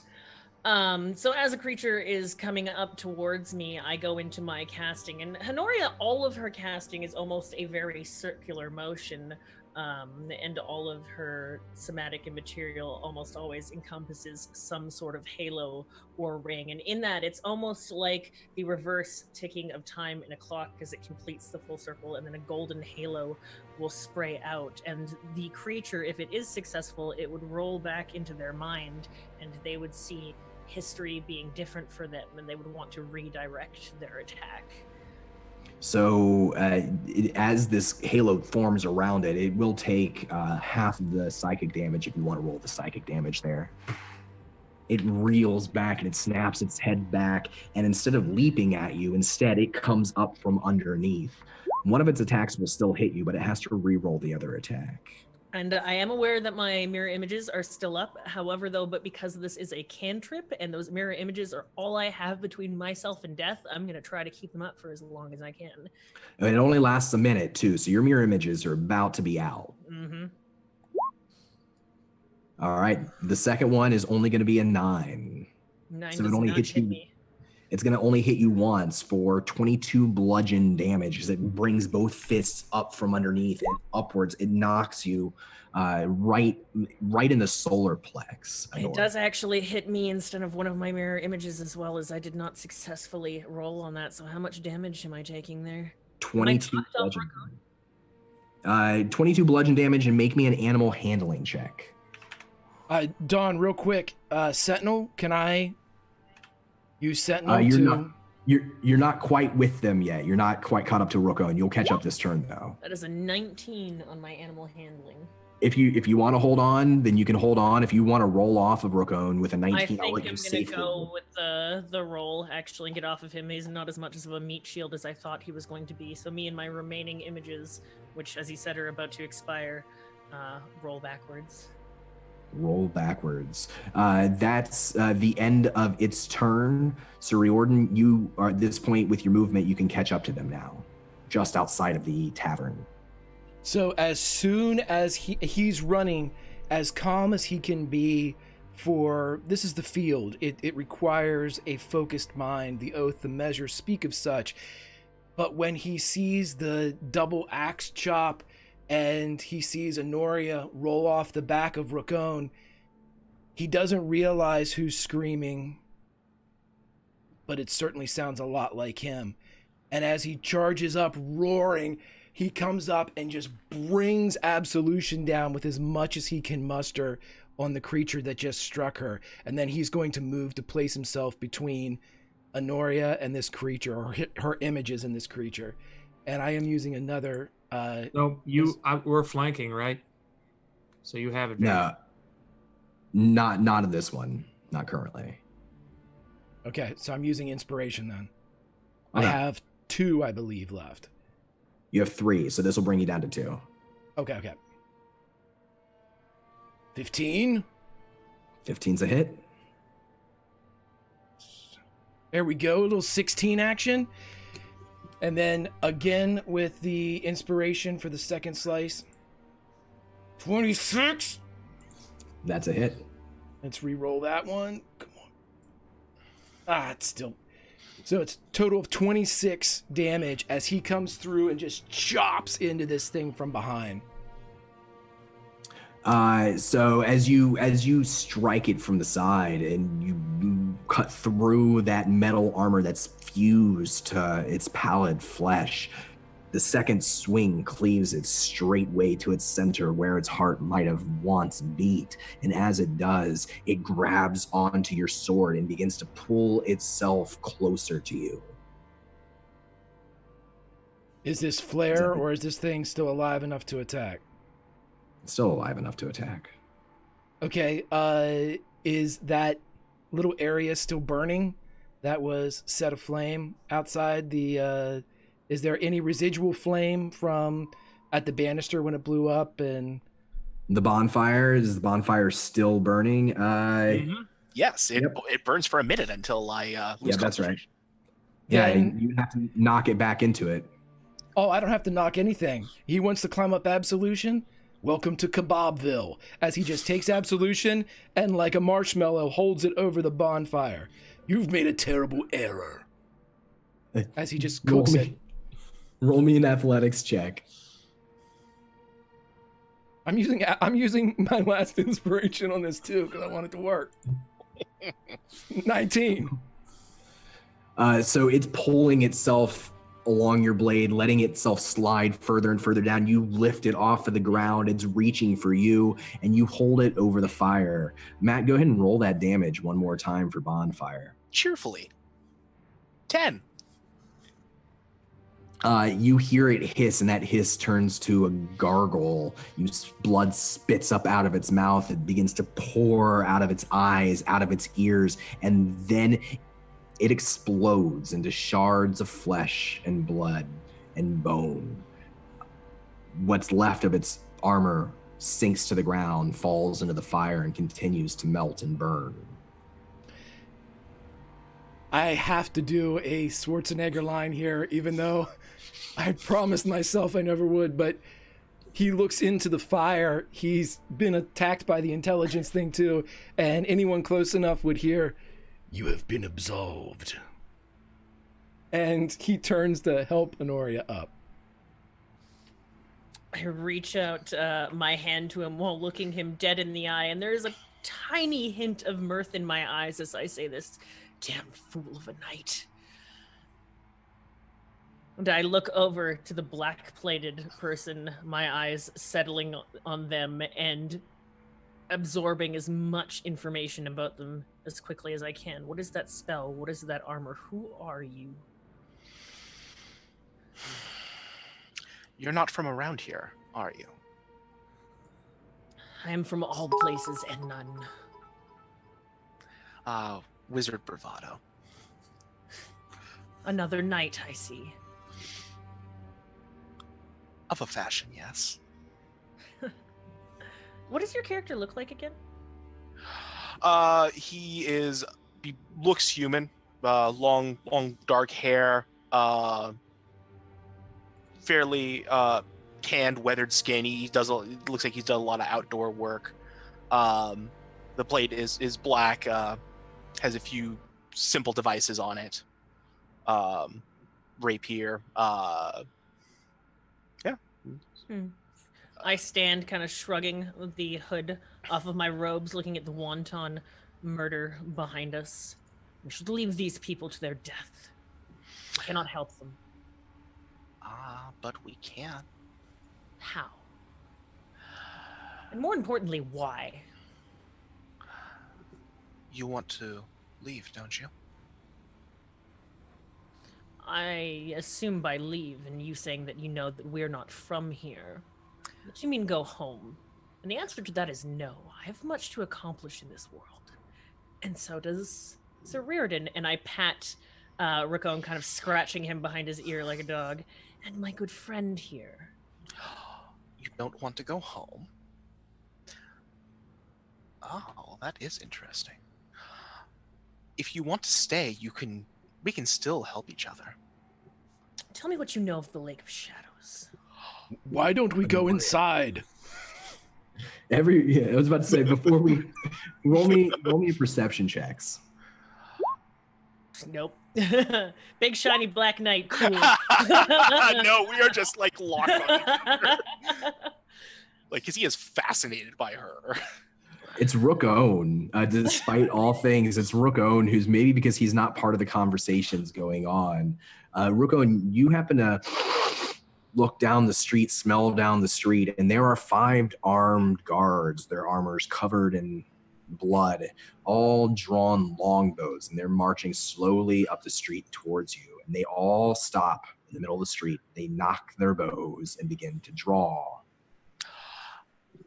Yes, sir, if we continue the conversation inside. Oh, don't you want to see a little bit of wizard bravado? Inside. All right, I say, and take my staff and start walking inside. You all headed back into the tavern? Yeah. I look to Rookon. Beer this way. He looks puzzled at what that word means, as it was directed at him. That string of sounds is foreign. But then as you smell through the open door, Rookon, you can smell the beer.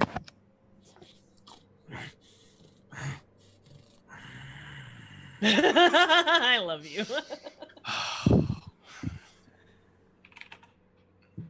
You all headed in? Anybody staying out? Excellent.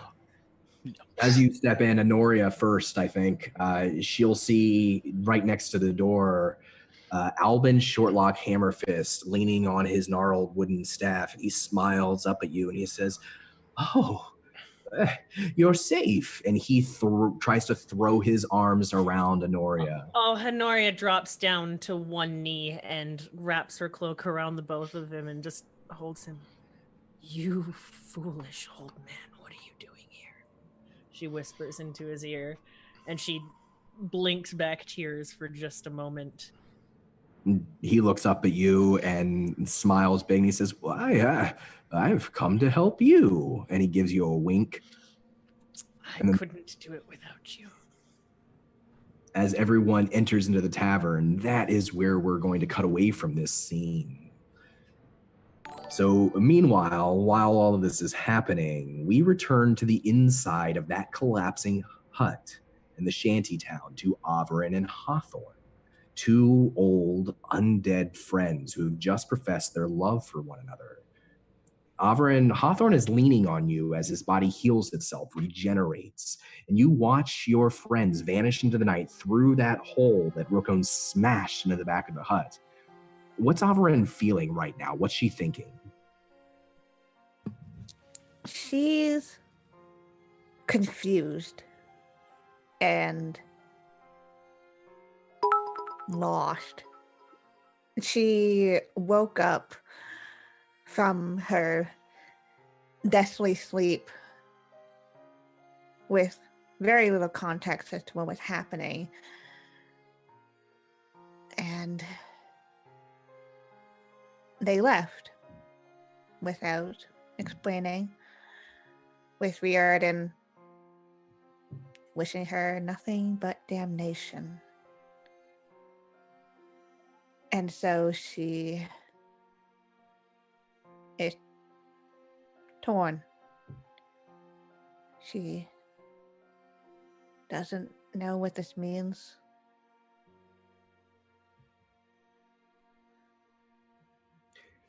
Hawthorne doesn't seem to be watching them as they retreat. His eyes are shut firm. His head is bowed. You can see his hands gripping tightly on the hilt of that ivory warhammer, a weapon that once belonged to Sir Leon Barnabas, a sociopath, a vampire serial killer. The creature that pretended to be a noble knight but murdered two of your friends. Your friend Kieran and Hawthorne himself.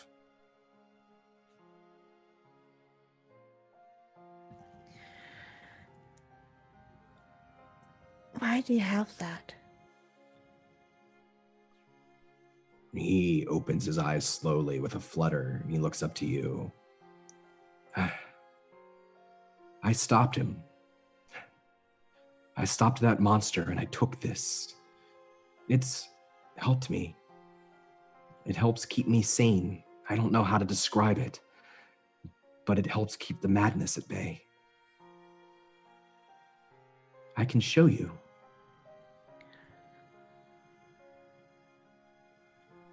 I think I'm all right. She really doesn't want to look at this hammer. I know it's strange, especially the first night. How are you feeling? Are you all right?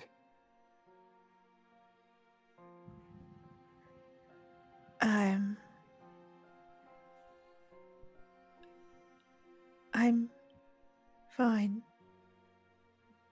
I think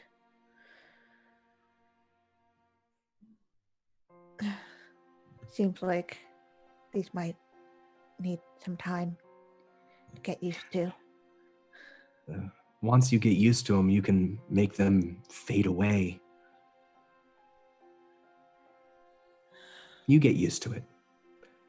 And he kind of wraps his arm around your waist and stands up a little bit straighter. What are we going to do about your friends?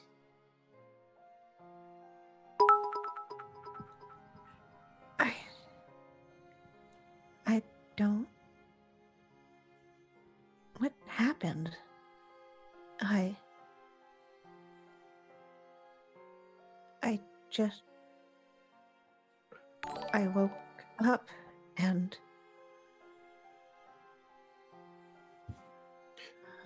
They don't understand, and I can't blame them. It's like the difference of a lion and an ant. How does the ant understand the lion? It's just a monster to them, a predator.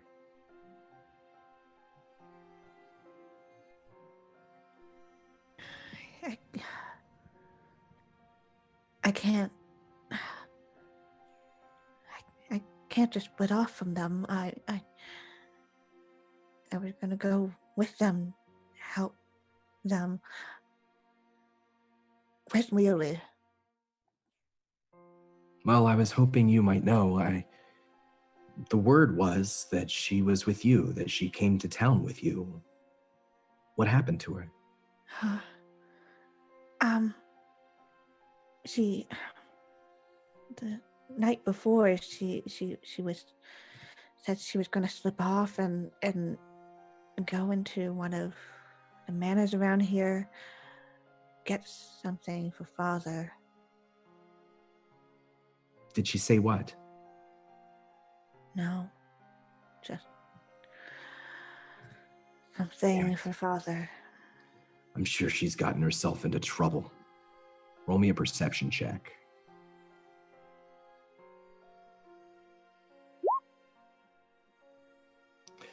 You hear the sound, and then your eyes follow your ears. It sounds like something cracking, and when you look down, you can see that the emerald in the hilt of his warhammer cracks just a little bit.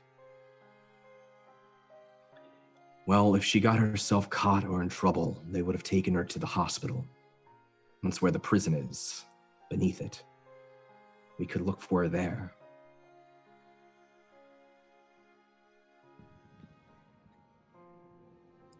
Okay.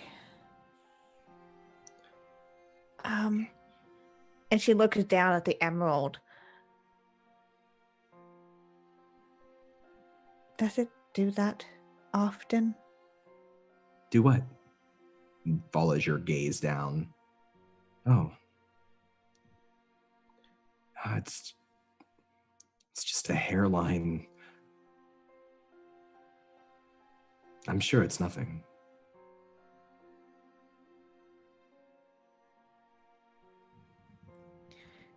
All right. Would you like to meet the family?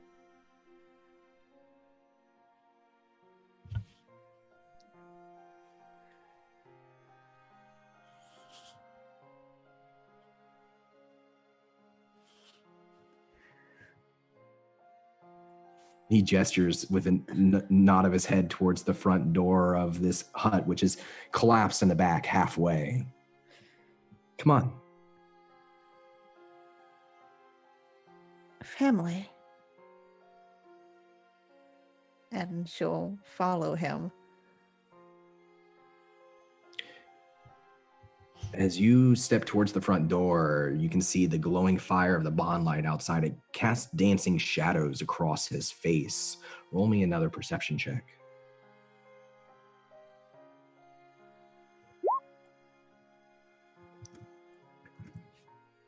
For a second, You look down to the emerald, that crack in it.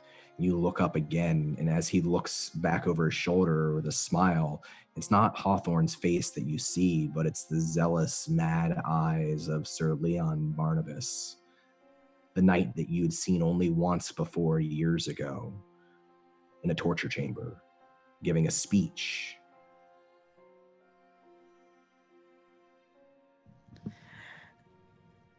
Arvin flinches. What is it? Are you all right? It's Hawthorne.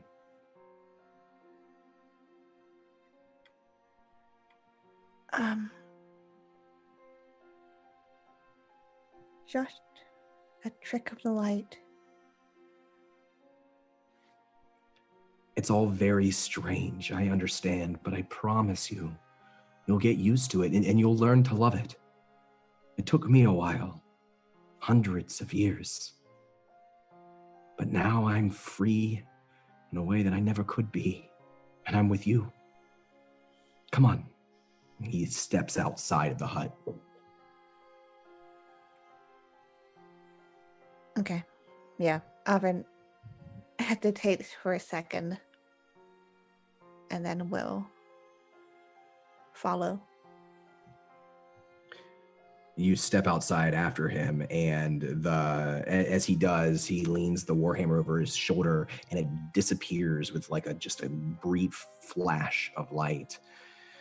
And he gestures broadly to 3 figures on their knees before the bonfire. Behind them, almost half a dozen, 9 creatures. You would recognize them by the smell of them. It's a new smell to you, but you recognize it on yourself. They are like you are, but there's something less intelligent, something more feral about these creatures. And they are standing guard over 3 humans.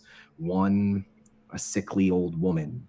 She coughs unhealthily into the back of her hand while she's on her knees. She looks up with terrified eyes. The second one is a knight of the crown. This is a man who's dressed in the same kind of armor as Sir Jeremy, a knight you met on the road, and Sir Gerhardt, who you've met once, who presides over this town. He's on his knees, this young knight, and he has his chin pointed upwards. There's pride on his face. The third is a boy, 10 years old. He's crying, but he's doing so with a fair amount of dignity. He's not meeting your gaze or looking up at you, but he is keeping his head held above the ground. As you look onto this scene, Hawthorne says, "You have to be hungry. You're going to have to eat. It's just part of who we are now."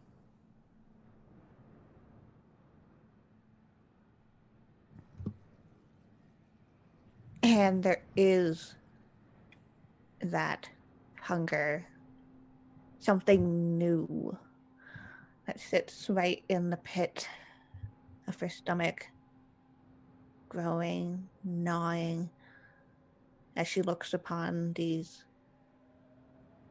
people. But she just looks up at him.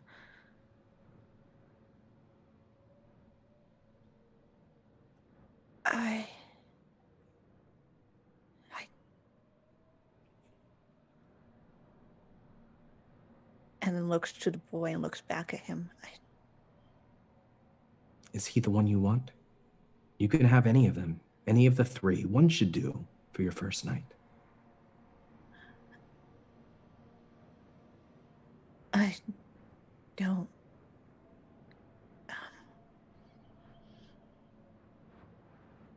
Here. He offers you both of his palms, offers to take your hands.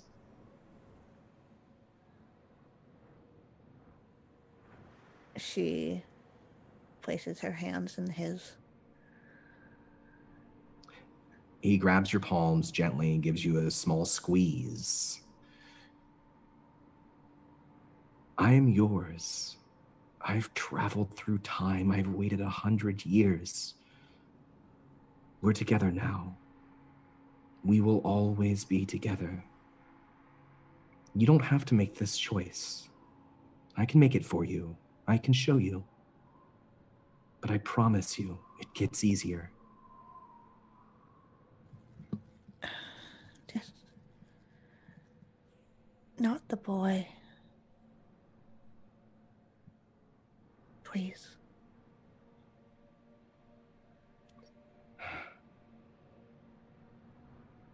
I'm very hungry too.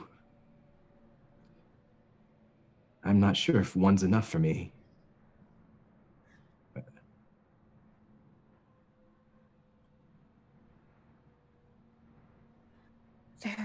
There's maybe someone else? Roll me a persuade check at advantage because Hawthorne loves you. And it's true love.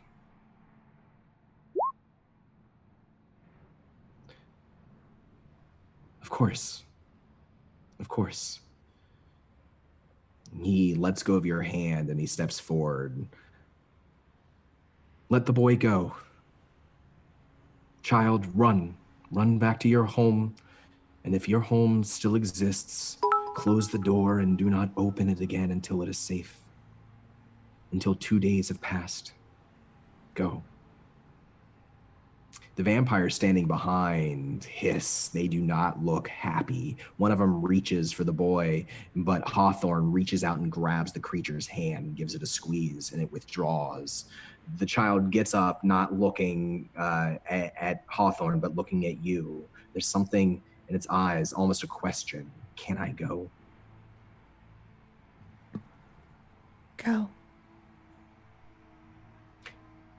And it does. It does not look back. He darts as quick as he can. He pumps his little legs running up the street, through an alley into another part of the slums. And as he does, Hawthorne turns towards the old sickly woman. She coughs into her mouth and looks up. No, no, please, please, my children, my children. And he grabs her forehead with his hand.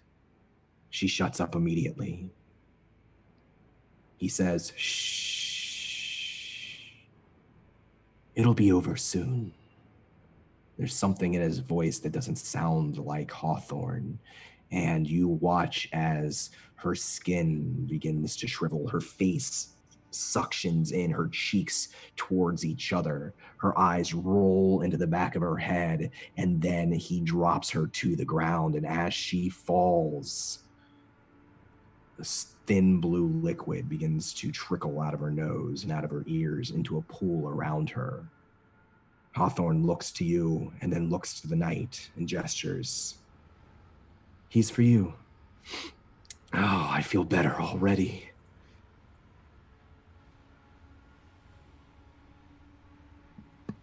Tavern has a lot of conflicting feelings right now, but hunger is on her mind.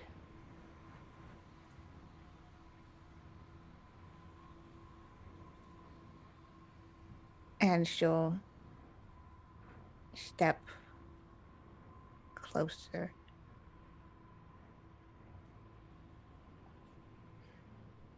Well, get on with it. What are you, some sort of conscientious objector?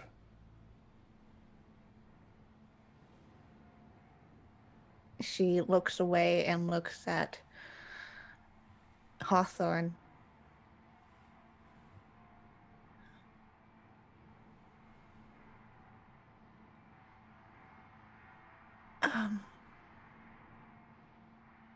And she looks like she has the silent question of like, I don't know how to do this.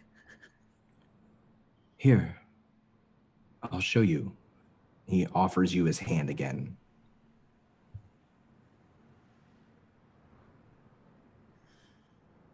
Yeah, she'll take it. He'll cup it in both hands and he'll slowly place the palm of your hand down to the forehead of this bound knight. The knight spits up into your face. You can feel the saliva on your cheek. Hawthorne whispers into your ear, even as he wipes away your face. All you have to do is want them to die.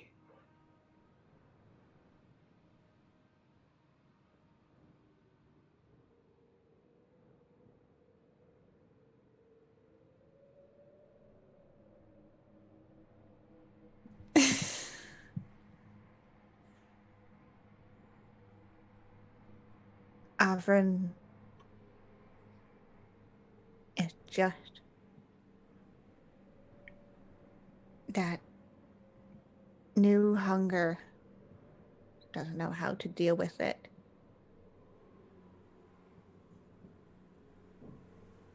And Hawthorne's giving her the solution. And she'll close her eyes, let him guide her hands to the knight's forehead.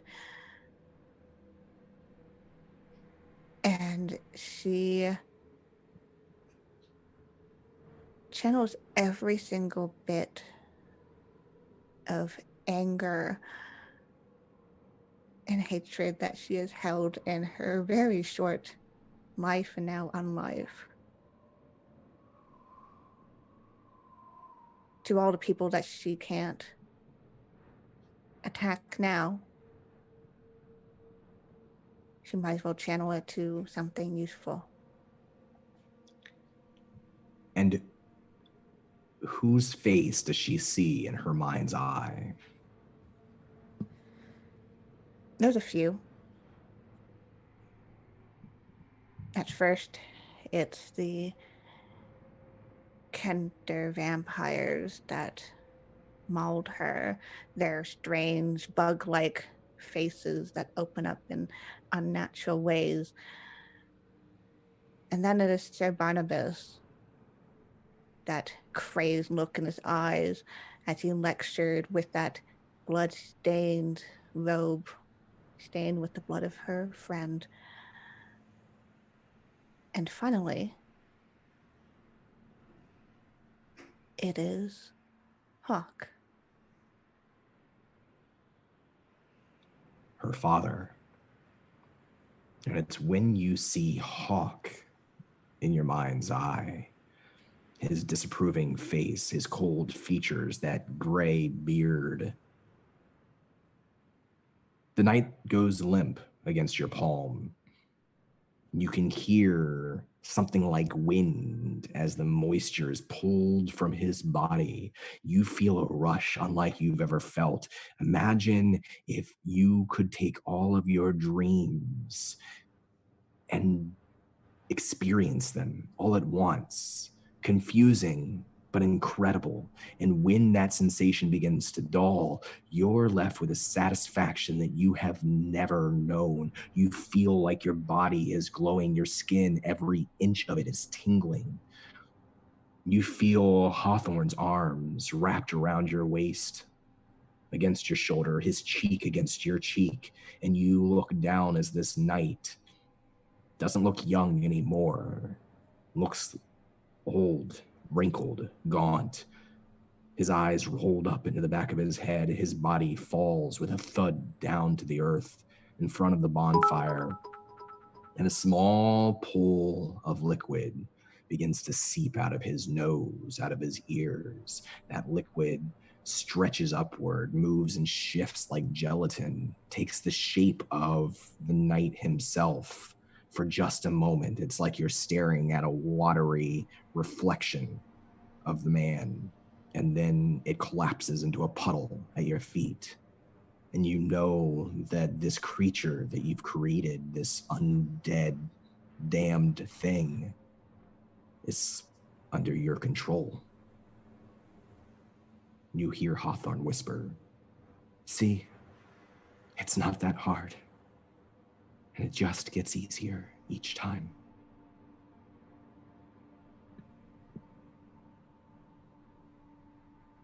And the smile that was on Avern's face from that sheer bliss kind of drops for a second.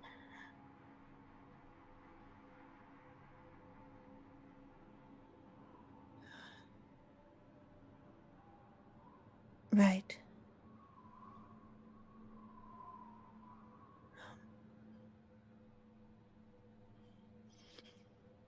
We should. We should find Leole. Yes. We have to find her before anyone else does.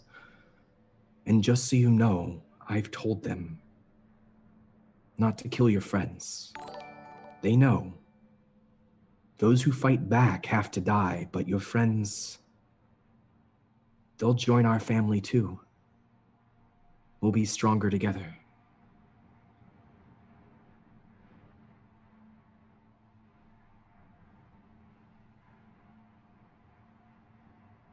And she'll just nod. Because she trusts Hawthorne.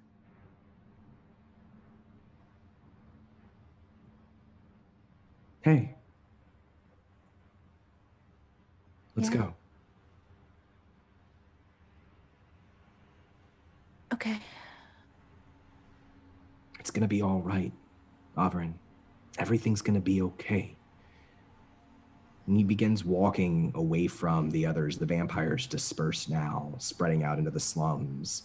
And you can see in the direction that he's walking on the hill, a hospital, a compound on the hill. And all of the candle lights in the windows, its many windows, as you approach and walk down the street hand in hand with Hawthorne, you can see one at a time those candles being snuffed out. Until slowly the compound goes dark, and at some point, you're still feeling buzzed and dazed from feeding. Hawthorne says to you, "You know this isn't our world, right? Whatever we do here, it doesn't matter. I'm going to take us back to our world."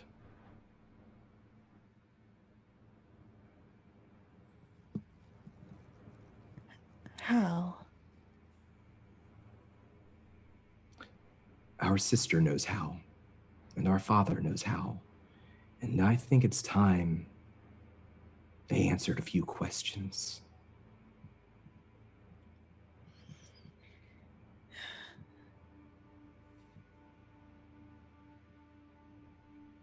She pauses and just nods.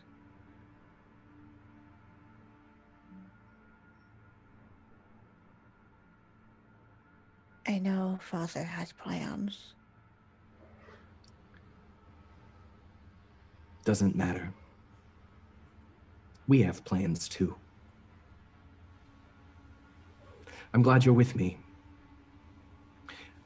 Let's go. Let's hurry.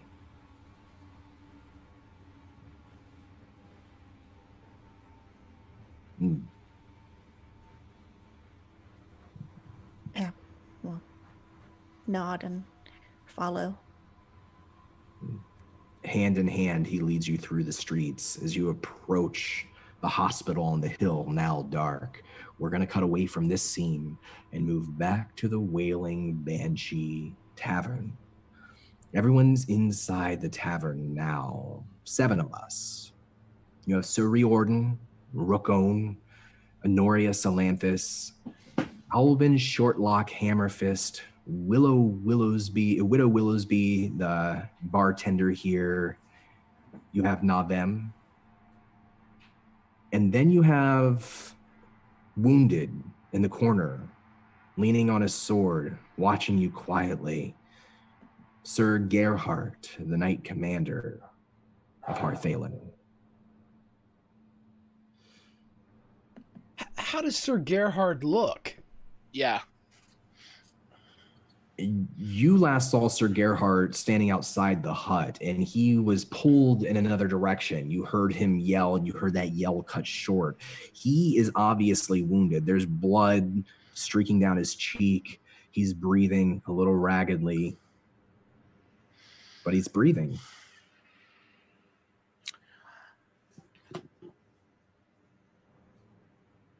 Do I recognize Sir Gerhardt? Well, that's a good question. Has Navem frequented Hearthfalen before? Hearthfalen's a fairly large town in Nightland, so I feel like he's been through at least a few times a year on his travels. Yeah, he would have probably in passing have met Sir Gerhardt. He's a close-lipped individual. He's a tough man, but known to be a fair man, at least by the people of Hearthfalen. He's popular. Mm-hmm. Sir Gerhardt, what has happened here? Creatures, I don't understand. They're everywhere. Where did it start? 2 nights ago, a number of dead in the hospital.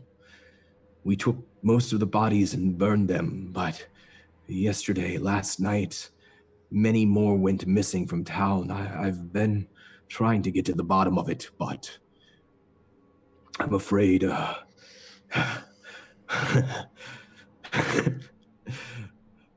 was too late. Yes, you spent too much time looking into the wrong things, the wrong people, and here we are. Nia Ix Gil. She says something in Abyssal. Does anyone here speak Abyssal? No. Close, but no cigar. She narrows her eyes in your direction, says nothing. None of Albin and Gerhard and Willowsby, none of them seem to know what you're saying, though Gerhard does kind of give you a hard look.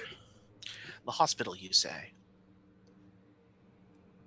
That's right, at the end of town, the Solinari's light. Well, that makes things rather simple, doesn't it? What happened to him? And he'll weakly gesture towards Rookone. Rookone, you would recognize Gerhard. This is the man who released you. And while your intelligence is low, at least on some level, there's some recognition there. Can I go and pour him a beer, actually? I'm gonna make my way around the back of the bar, and even if the bartender makes a move to stop me, I will just glare at him. It's Widow Willowsby. This is a half-elf woman whose nose has been broken so many times that it's flat against her face. She's kind of horrifying to look at. She looks strong, broad-shouldered, especially for a half-elf. She's of a sturdy build, and she does stand in front of you, and she says, you're going to have to pay. Ale's not free. I'll reach into a pouch on my belt and pull out a couple steel pieces. They'll drink on my tab tonight. I'll remember that when you need help when the vampires come crawling in. And I'll take I do. I'm just a businesswoman. Once this passes, I still have to run a business. And if I let looters come and take all of my wares, then I might as well be dead. I'll pour you all around. And she takes the steel pieces and she sets up tankards for everyone. She pours 7 tankards of ale, 1 for herself. I'll give both of mine to Rookone, or mine and his to him in his hand. While she's doing that, I would like to slip something into Sir Gerhardt's drink. Okay, don't tell me what it is yet. First, roll me a sleight of hand check. Once more, cheerfully. Ugh, I should have spent the Now, I'll let you do it retroactively the first time. I've let many people who are new to the stream do it. Okay, so I will spend the advantage for that 19. All right, so you do have, I think you have 1 left. I actually have 2. 2 left? Excellent. Yes. All right. So 19, you were able to do it. Sir Gerhard seems hesitant to let go of his sword. He lays it across his lap. He takes the tankard and he brings it up to his lip without noticing what you've put into his drink. Do you want? Is this a spell you're casting or an ability you're using? No. It's quite simple herbal, really. but that's for later. Okay. As He I have drinks the it down, and he drinks it hard. Good. Very I good. have the alert feat. Is there any way I would be able to make a perception to see if I saw that little bit of hand trickery? I'll let you roll perception. Okay, I'm not gonna waste an inspiration on this, but I should have wasted an inspiration. Hey, remember what you said about that retroactive? Pew pew pew. No. So Sir Gerhardt drinks the ale and he wipes his mouth and he says, "What's the state of the guard? How are they doing out there?" Undead, if I'm not mistaken. It appears they have fallen. Perhaps a lack of command.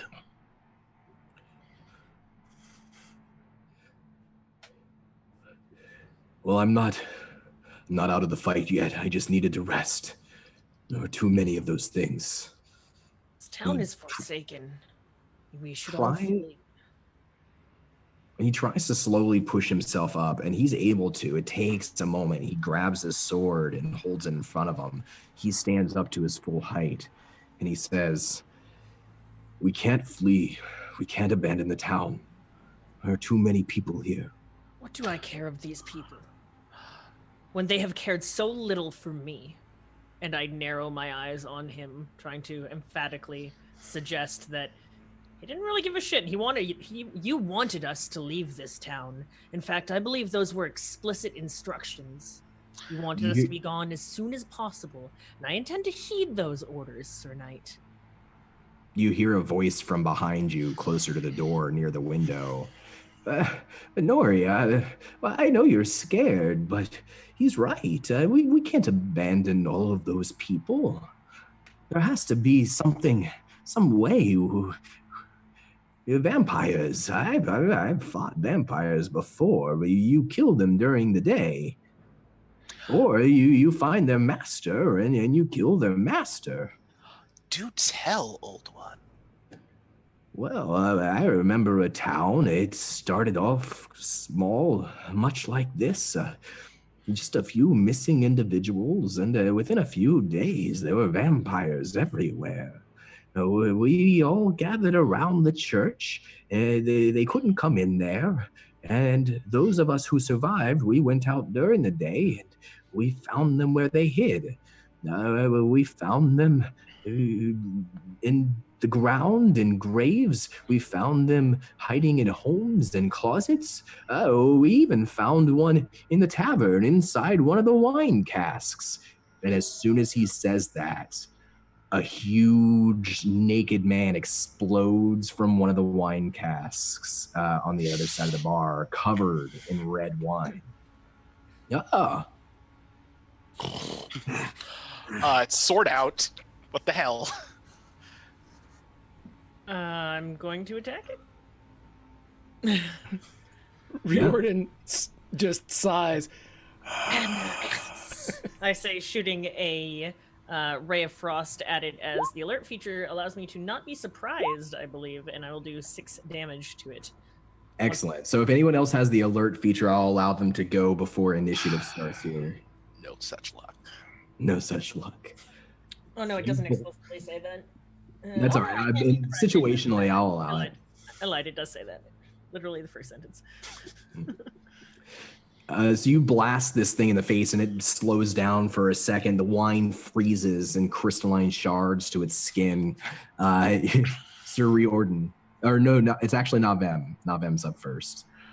Excellent. Yeah, just basically cover the distance in a couple strides and Korak Api Bisal and stick it with my green flame rapier. What did Excellent. he just say? I speak the language of magic. I would like to translate or know what the fuck he's doing. Korak Api Bisal, literally green flame blade. Yeah, I knew that as a player. I just wanted to hear you say it out loud. Fine, it's fine. I'm so happy. She's so happy. That's a hit. Yeah. Excellent. That will be a lovely hit. Of that is going to be 8 from the piercing And then a little bit of that sweet fire damage coming out as well. About 11, so that's a total of 19. This thing the sets on fire as you drive your blade through its stomach. Part of what was living intestines, now dead intestines, spill out of its gut. It's on fire now. It throws your sword out of it. Do you have another attack? Is that the end of your turn?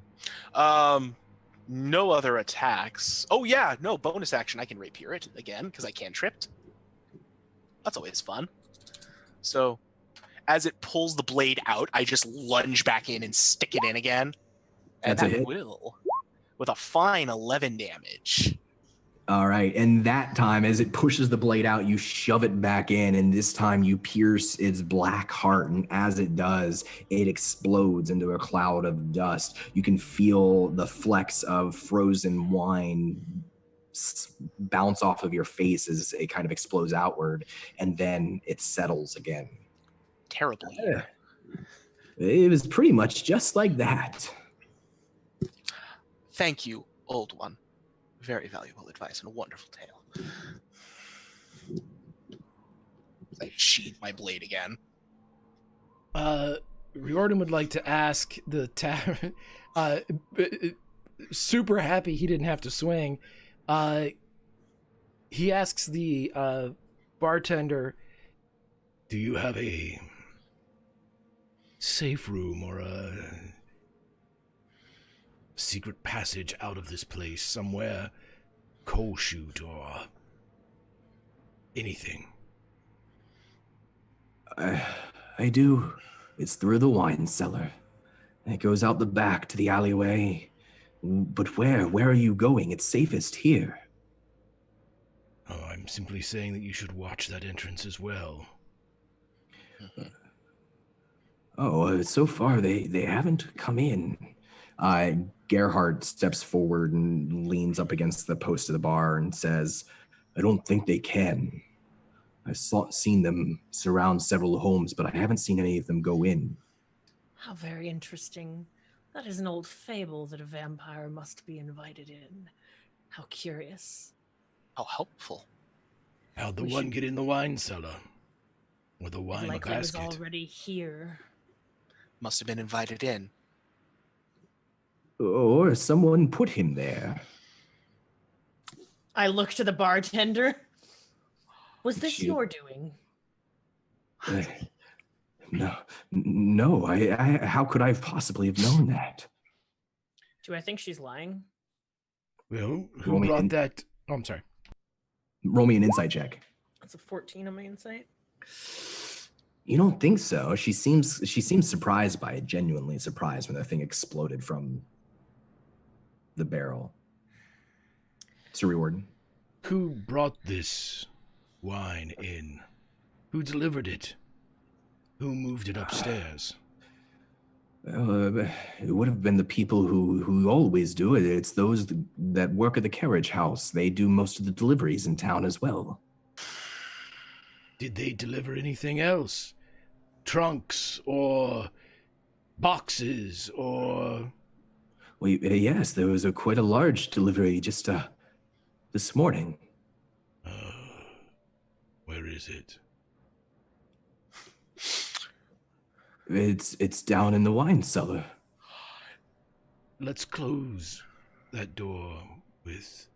Is it a trapdoor? Is it a standing opening portal? Where is it? Show it to me. Yeah, I'll show you. This way. And anybody who wants to follow, she'll lead into the back room. Navem will follow. I will stay behind with Albin. And with What's Rookone doing during all this time? Trying to catch what sense that he can in the air. The familiar scent of ale, the bursting barrel with red wine, all those smells hit him. And he's trying to process through that sensory perception. As I'm looking at Raccoon and we finally have a moment of downtime, and his condition, I'm hoping at this point, has become apparent that he's a lumbering beast. Saya Pru Balkahan. my eyes glow gold, and I look at him, and if I cast Counterspell on him or any type of magic or anything I can do to alleviate him of what he is feeling, because this is something unknown to Honoria. I, as a player, don't think so, but as a character, strongly believe that there's got to be something I can do. So you're looking into many possible futures, the next 6 seconds, anything you might be able to do to alleviate.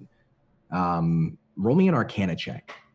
I'm going to use inspiration on this. Okay. It's the 27 on my Arcana. You don't think this is as simple as a dispel magic. You can't counter spell because it's not a spell. And it's, while there's something supernatural about the effect, it's not actually magic what's affecting him. Maybe a remove curse type of magic might work if it was particularly powerful, but with a 27, I'll give you this. You do think that slowly Rookone is starting to become more self-aware again, that he's becoming a little bit more himself. You think that unless he's attacked again and suffers more of this kind of attack, that he might be able to make a recovery. All right. I just kind of pat him lightly. Time heals all wounds, friend. Even though he can't understand, Noria is more talking to herself at that point.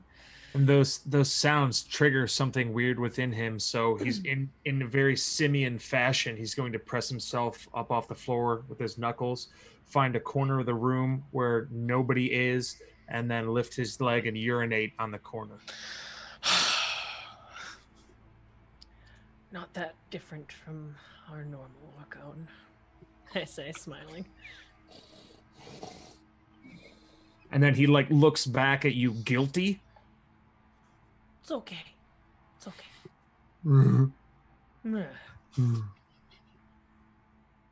And Honoria turns around before she bursts into laughter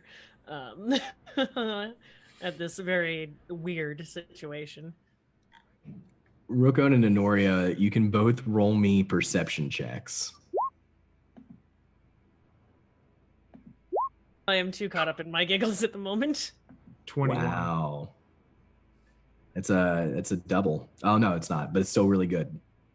So Rookone, you as you're sort of trying to become aware of where you are and what's going on, you smell the smell of those things that you smelt before, and you hear the creaking of wood. It's the creaking of the wood of the deck outside the landing of the tavern. As you glance through the window, you see several shapes move in front of it. You get the feeling that there's at least a couple of those things standing right outside. And I take the knuckles and pound the floor hard to get attention.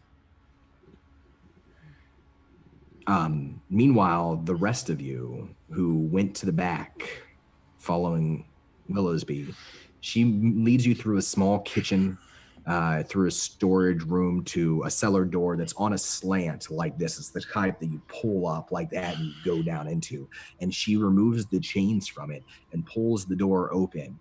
You can see that there's some sort of torchlight flickering down below. You can hear the drip, drip, drip of water. Something like you would expect. And she points down and she says, all of the, the delivery, it's all down there besides that one barrel. That's all I brought up. Very well. He'll turn towards Naveem and stick his arm out in a soldier's clasp. Sir Riordan Pathwarden, well met. Navem Felgard, well met, good sir. Barkeep, let us close these doors back up, put the chains back on them, and he looks around for something heavy in the kitchen, like a table, many tables, many, Yeah, basically anything we can lay hand to. Yeah, and he's just going to stack it on top of it. There's no reason to go down there and fight God knows how many of them. Yeah, no, that's a fool's errand. All right. And she closes it up and she begins to wrap the chain around it as you're looking for. And there are tables and various pieces. You can break away a counter and try to set that over it. Roll me Braces. athletics checks. Yeah. 26. A 17. You're making quick work of this barricade, and it's a good thing too, because you begin to hearing below a thump, thump, thump, just a few seconds after she shuts the cellar door and wraps the chain around. You can hear a low hiss. It sounds like a creature, but you know it's not. And right as you settle down and you get this barricade set in, it's then that you hear the crashing of glass and then the crashing of more glass. And outside with Albin, Honoria, and Rook-Own, several torches fly through the window and crash onto the ground of the inside of the wooden tavern. They begin to burn. God damn it. Grab something to just try and smother the torch flame. And so you'll have to run back out and join them. They're out front. Oh yeah, absolutely. Yeah. Riordan will grab like flour. He's not looking for water. He's looking for something to smother as opposed to extinguish. All right. So we're going to go ahead then and start with Honori and Rook-Own and Albin.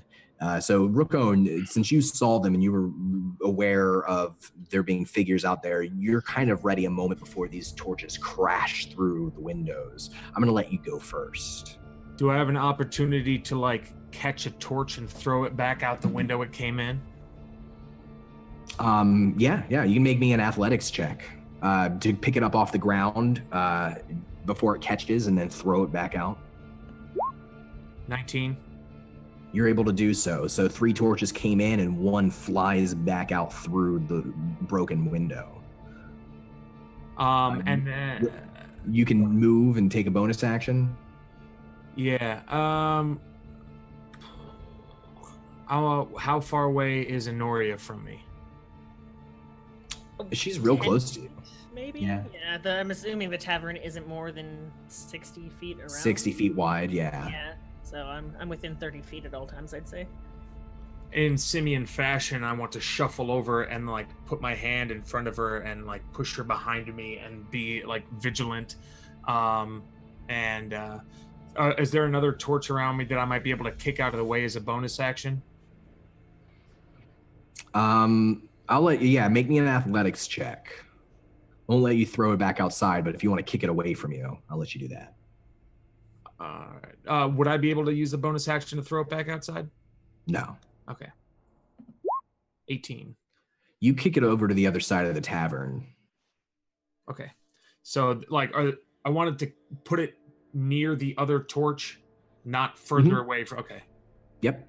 So they're both close together. Yeah. All right. Honoria, it's your turn. I am going to step to the side, and while the knight isn't around, use one of my bonus actions, Nuatari Shirak, and give the Dark Light of Nuatari as a help action for his next attack. And then, once again, Anna-esque. And I'm going to try and shoot a ray of frost at the fire on the torches and extinguish them, if you'll allow me to do that. Absolutely. Make an attack. It's an 8. You strike one of the torches and it freezes the torch itself, but the flame does not extinguish. And that will be my turn as I wait to see what else happens. Albin Shortlock Hammerfist scuttles across the tavern towards the torches. He takes a piece of cloth out from a bag over his sack. He pulls the cloth out and he's basically trying to beat out one of the torches. He's not able to do so, and in fact, the cloth itself catches and he has to shake it and toss it to the side. Oh, maybe some water. That's his turn. Sir Reordan and Navem, Widow Willowsby is staying behind in the cellar. She's afraid to go out. She's kind of looking out through the hall towards the front, though. You can both roll me perception checks. No. No. All right. With a 7. Navem, it's your turn. Was there an apron I could have grabbed or something like that? Absolutely. Great. Navem has grabbed an apron, just beelines for the nearest torch, and just starts beating it out. All right. Athletics check. Sweetly. 14. You're able to knock out one of the torches, the frozen torch, in fact. You're able to snuff out its flames. There's only one torch left that's alight. It's starting to catch, but it hasn't caught yet. You can see the ground is singed beneath it. Riordan! Sir Riordan, it is your turn. Sir Riordan walks in and carrying like a cookie jar of flour, and just walks over to the torch and opens it and pours it on it. It works, yeah. I won't even make you roll. That just works. It's snuffed into smoke, and you can tell the ground was singed beneath of it, but the 3 torches are out. Is there anything else Sir Riordan's doing? Riordan will move to one of the windows that was busted out, and he's going to have absolution at the ready as he tries to, just start peeking out. He knows they have archers, and he's trying to, look out to see if he can see anybody trying to get an angle. He knows what angle an archer can hit. He doesn't want to be in that one. He wants to be in a way to be able to see if they're moving to get into position. Roll me a dexterity saving throw. I can see this coming, so it's going to be... Right? No, you can't. I can't? No. I can't? No. Well, roll me a perception check. Okay. Let's go back and do that. 22? Can I see it coming? You can see it coming. Well, let's take the first one and be honest about it. It would be a 13. Okay, 13. That's enough. As you kind of peer around, one of those creatures is ducked down beneath the window, and it springs up and reaches through the window. It grabs at your shoulder, trying to pull you through, but you're able to step back if you'd like. Oh, yeah. He'll definitely step back. He doesn't want to get pulled out into that. But if it continues to reach past the threshold, he's going to cut its arm off. I'll let you go ahead and use your riposte if you want to. Shazam! How about a natural 1? As you slash at its arm, it actually grabs your blade. You can feel your blade cutting through tendon and muscle, and it yanks you out towards the window. And as you do, that's the end of your turn, right? You don't have anything else you're doing. Not getting yanked out would be preferable if that's an option. You haven't been yanked out yet, but as you're pulled towards the front of the window, you see another large guard. This man, equal to the size of the one you killed out on the street, charging up towards the front door. There are 4 others. One of them's on you, grabbed your sword. These are the 5 guards you saw before down the street that were loading up arrows. And as you watch, this guard smashes through the front door. He breaks through it, not hindered by anything that would have kept him out. And the others are moving to follow. It is now their turn. Dirty pool, you bastards. The big one that smashes through the door, let's see if he passes an athletics check to see if he can continue to move. No, he smashes through the door and falls flat, face first, into the planks of the wood.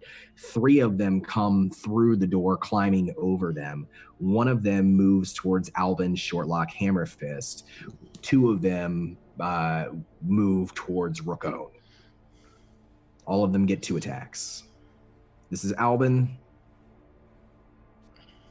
And here are Rookone's. So Albin is slammed twice by one of these, takes him, picks him up, smashes his head into the wood of the wall. His face is bloodied. He's still gripping onto his wooden walking stick. 2 of them approach you, Rookone, charging towards you. One of them moves to grapple. 22 will hit. Is grapple contested athletics? They have an ability that if they hit, they can choose to do no damage and instead grapple you. So he comes through and he grabs you by the scruff of your mane, of your fur, and he actually forces you backwards. You feel him pressing you backwards, even as you're kind of pressing into the ground. And for a second, you're matched, but he's got you locked up. And then the other one comes in and jumps on top of you and claws at the back of your neck twice. It's going to be a 21 and a 17. Armor class is 17. So that's going to be a total of 44 slashing damage. Neato, gang. So he's just tearing chunks off of your shoulder. Then he peels back his teeth, and the second attack, he bites into your shoulder. That's their turn. The one that has Sir Riordan's sword is going to try to grapple Sir Riordan properly. 15 fails, though, so instead it'll just try to pull you close enough that it can punch you with its second attack. 22. Yeah, that hits. It slams you hard in the chest, and even though you're wearing breastplate, you feel the force of it. Make me an athletics check. 26. You're able to hold onto your sword as it knocks you back, and the sword slides out of its hand, cuts open its hand. You will take 22 bludgeoning damage.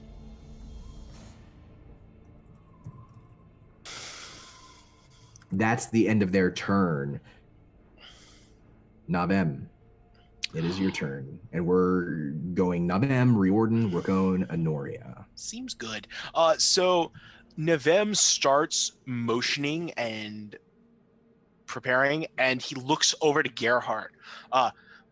Sir Gerhardt, they might be after the Shadow Serpent. Where is it? The Shadow Serpent, how do you know about that? Never mind that. I want to protect it. Where is it? Roll me your choice, persuasion or deception.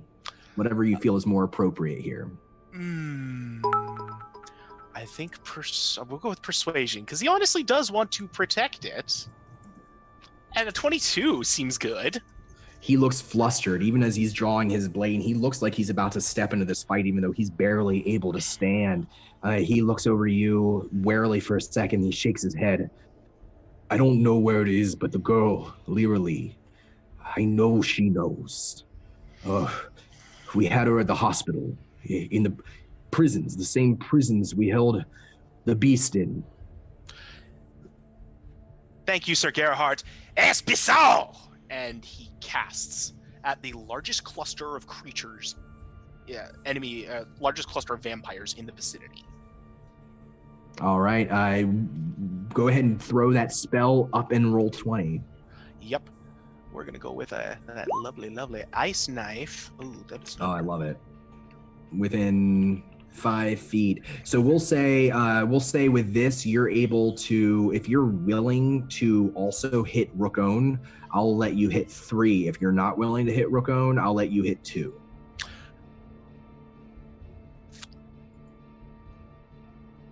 The bull could be useful later. We'll try to aim away from him.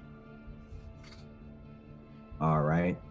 And that's just, so it misses one of the creatures that you hit, and the ice shatters against the ground. They make dexterity saving throws. It's going to be an 11 and an 18. So, so the 11 will hit, definitely. So that's going to be 2d6 cold. All right. Which is 12, actually, from that damage. That's very good. Yes. All right. So anything else on your turn? That was not a cantrip, so no. Was certainly not. The ice shatters against one of the creatures, and it recoils for a second. It turns its attention towards you. Sir Riordan, it's your turn. All right, so I have the one in front of me that tried to take absolution, and the one that's trying to kill Albin, correct? You have one on Albin. You have one on Albin, one on you. 2 on Rookone, and 1 who face planted on the floor.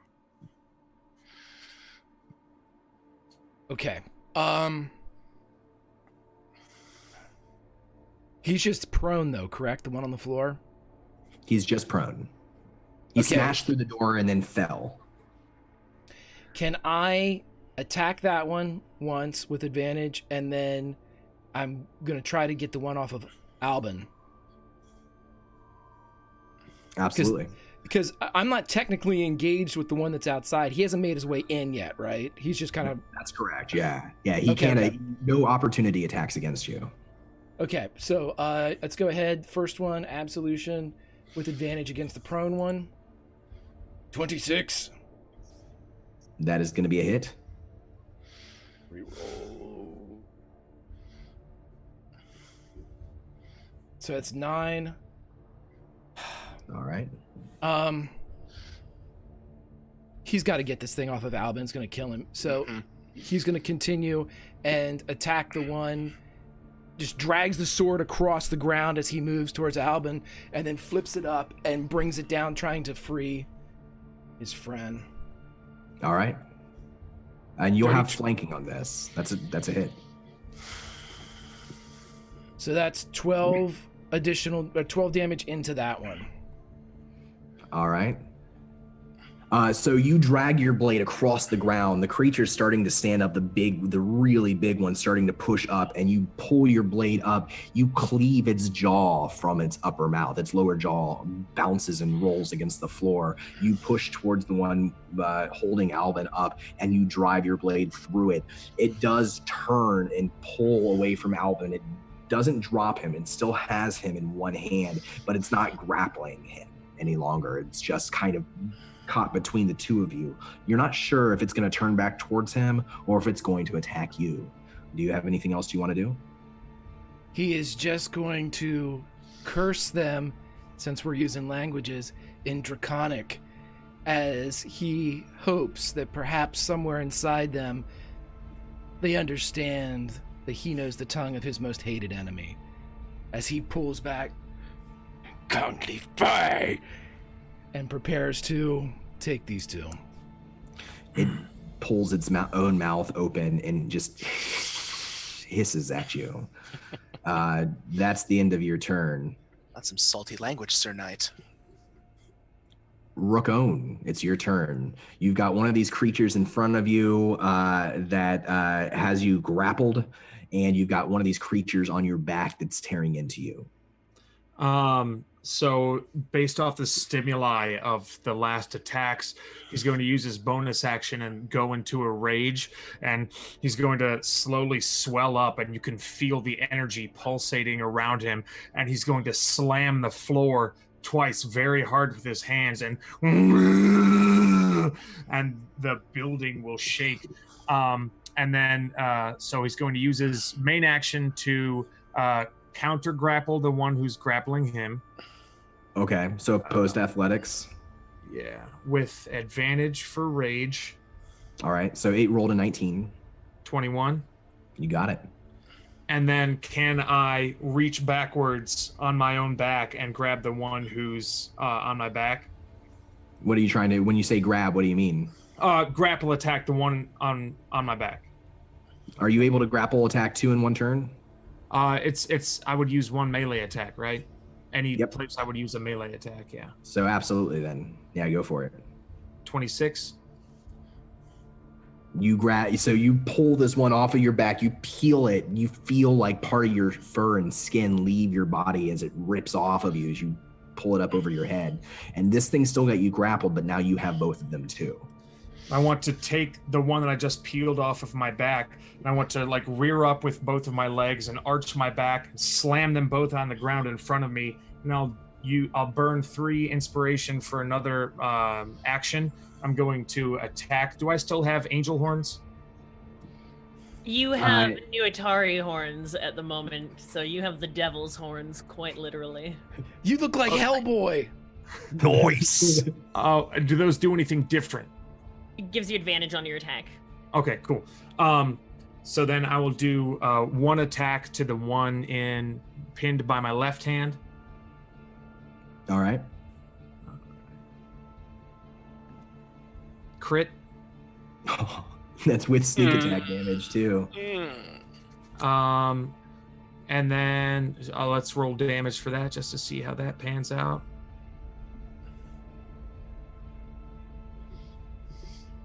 Let's see. And is that your crit too? I don't know what all that equation is, but yeah. That's it. So that's 18. That's a total of 30 damage. And does anything happen to this one that I just attacked? Is it still kicking? Describe your attack here. So, pinning it to the ground, I rear up and just butt its skull with my skull against the floor. Its skull crunches against your skull in a satisfying way, in a way that though you're a beast, it feels familiar. And as you pull your head back, you can see that it's concave, what's left, but it does peel its head, what is left of its head, up off of the floor. Part of its skin sticks to the floor, and you can hear as it peels up. It's not down yet. And then I'm going to attack it again with my horns. That's a 22? 22, yeah. All right, that's a hit. All right, 13. All right. So, or it's actually 11. But that's still enough. So as it peels its face up off the ground and starts to turn towards you, how do you finish it off? Its skull, like, looking at me with contempt. And then I flex everything in my body, push him into the ground, and then pull him up as I'm pushing down into my face. And as you do, whatever was left is gone. It dissolves inward in a cloud of dust, and what you're holding on to, the rags and flesh that you're holding on to, the armor, the chainmail, also all of it dissolves into dust except for what was material, and that falls in a clump. You still have the mail held in your hands, but the creature is gone. Okay, and then I want to use my reaction for hammering horns on the other one to knock it prone. Absolutely. That's a strength saving throw, and it rolls a 4, which is a failure. So you knock it, again, you butt it in the head with your head, and you smash it to the ground.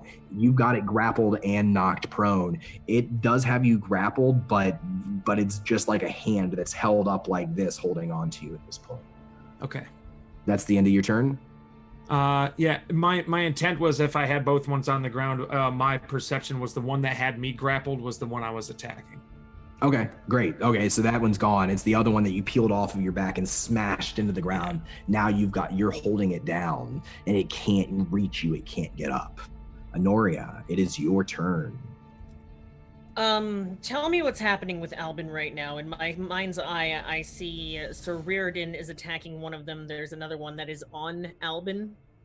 Mm-hmm. Yeah, there's one that has Albin pushed up against the wall. Albin's face is bleeding. He's holding on to his walking stick like he's about to swing it and attack. The creature is kind of distracted between Albin and Sir Reardon. Saya Balakin. Mensilik Callahan, and I cast Mirror Image, and pulling into myself, feeling the strength of Nuatari, I dive down into my Arcana, and I force more energy through me, burning through Inspiration. Dia Draconis. And I touch myself, and electric shocks go inside of my body, and I go over to the one that is up against Albin, and I look at it in the face and try to grab it by the head. I pull my head back, and I spit lightning directly at its head, trying to get my 15-foot cone away from my enemies. Oh, we're going to get along so well together. Excellent. All right, so go ahead and throw that up in chat. This is a dexterity saving throw? I am casting it at level 3, so that is, I don't believe it. Dexterity saving throw. And I'm going to say this hits 2 of them. This hits the one that's on the floor that hasn't stood up yet, and the one that has Albin. This is also going to hit Sir Riordan, however. All right, I think he has. I'm trying to aim it upwards so that it doesn't hit him, and so the lightning would crack into one's head. So I'll give you this choice. Upwards. You can hit just one of them, or you can hit two of them and Sir Riordan. I'm gonna hit just the one, and okay. Cautious play. It is a cautious play, but having more allies. That's a 20. I know. That is going to be 15 damage. Does my spell attack bonus damage stack on top of that as well? Because if so, it's 21. Let's see. Third level should increase by 2d6. So. Oh no. It should have been. Yeah. Yeah. So it should have been. It's going to be half as much. So I think it should have been. I think you rolled right. Yeah. Okay. So points damage.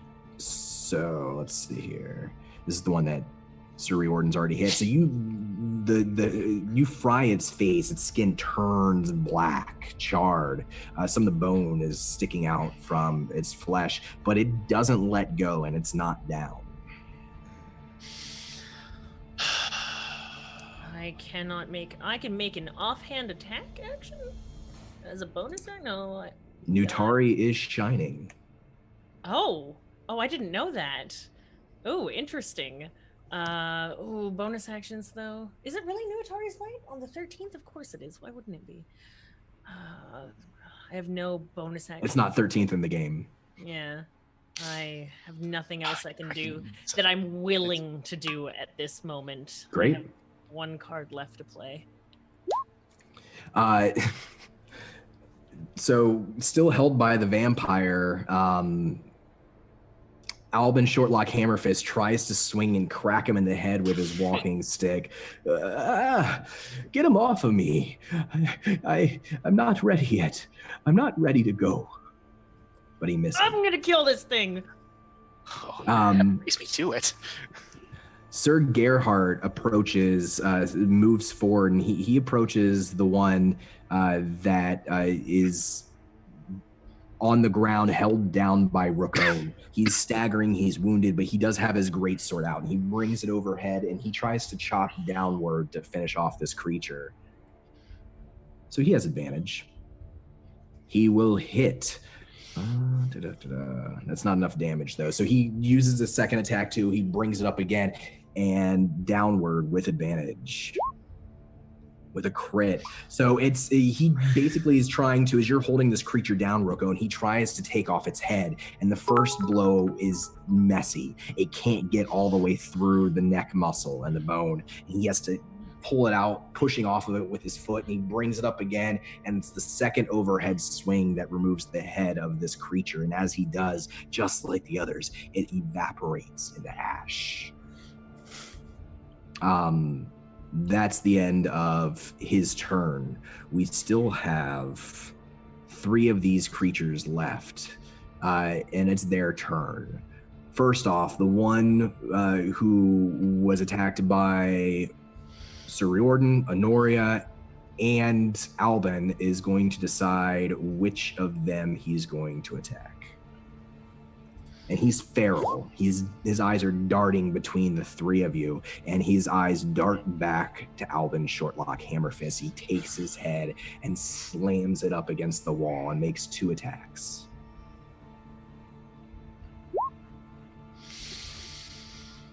Sentinel. All right. I'm within 5 feet, so I'm going to Sentinel. You are.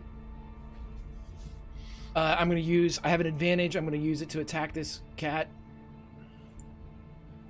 Dirty 20. That's a hit. I'm going to reroll both of those for a 4 and a 5. 9 points of damage. So, and I have to double check this. Is this before or after his first attack? As soon as he launches an attack, I can intercept it with a reaction. His attacks, I think, can still be successful if he survives. I have it. Yep, I got it. Our plot armor does not count as anything but plot armor, correct? That's correct, yes. I didn't see it. Chat just gave Albin plot armor. Yes, chat. Yes, we love chat. It takes Albin's head and it prepares to drive it into a shard of broken wood from a part of the wall that's been splintered inwards, drive his skull through the back of it. But Albin turns his head at the last minute. It grazes his side, cuts his cheek, and instead his head just hits the wall relatively harmlessly. He looks dazed, but he's not down. He's not dead. And then with your attack, you drive your blade through him. Don, can I do this? If Albin moves out of the way, Riordan will push the back of the vampire's head into the spike itself. So it misses and he just wham! Jams it in there, seeing what it was trying to do. Absolutely. Roll me an athletics check.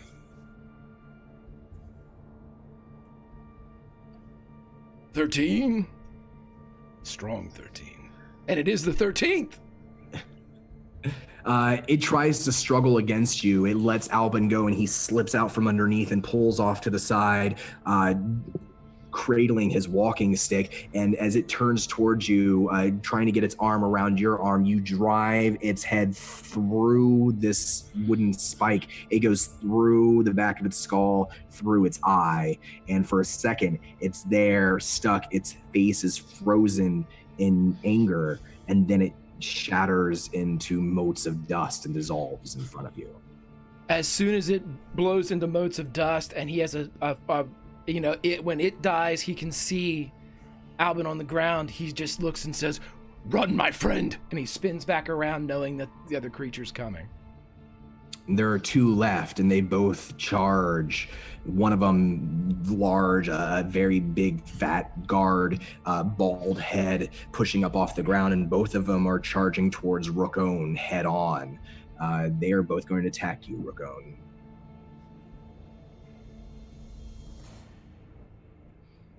All right. So that's the first one.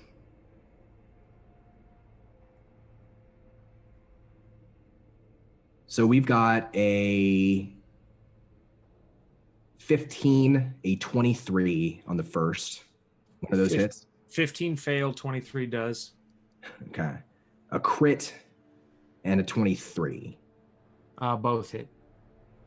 So as they come towards you, they're jumping at you, pulling you over, driving, raking your face, driving their sharp nails into your skin, tearing at your flesh, trying to get inside of you.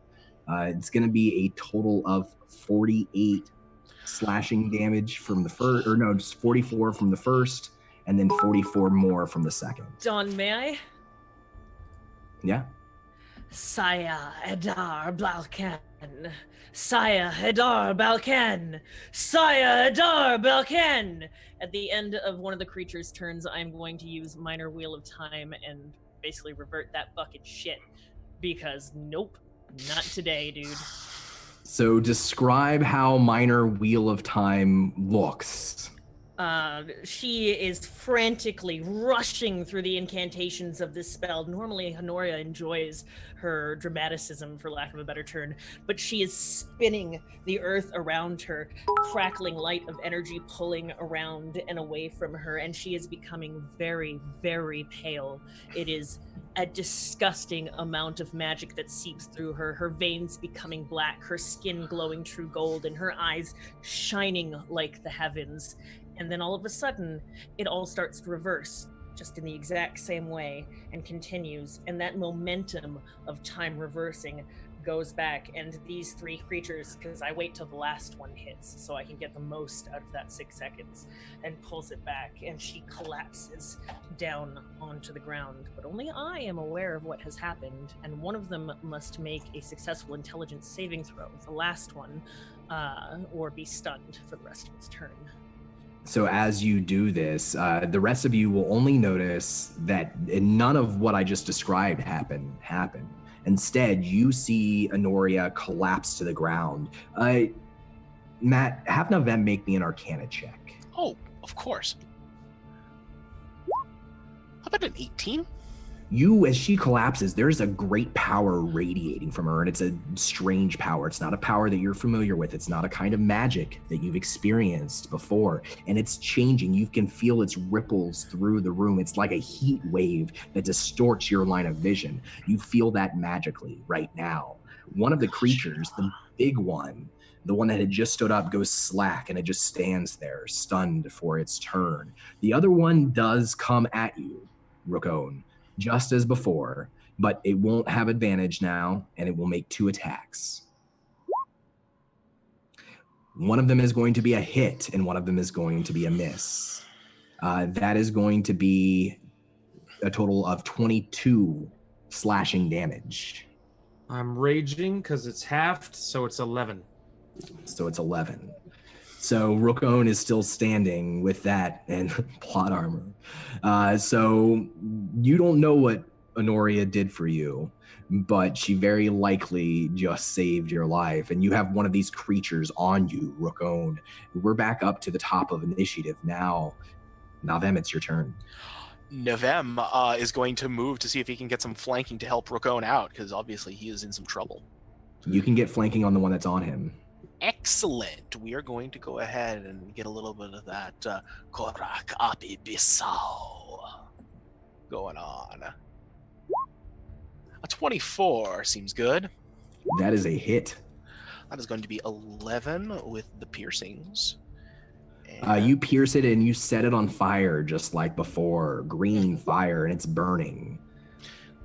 18 total? Yep, 18 total. It's burning and its flesh is burning away. It's screaming and hissing, but it's not down yet. That's fine. Now, as part of my the other part of the spell, is that bigger creature also within 5 feet of him? This bigger creature would be like standing right in front of the front door where it stood up, so it's like 10 feet away. Okay, well, that's fine then. No worries. We're going to go ahead and bonus action and go ahead and stick it again, see if we can finish the job. 20. That's a hit. Solid. 7 piercing coming down. And it's that second blow as you pull your blade out and thrust it back in.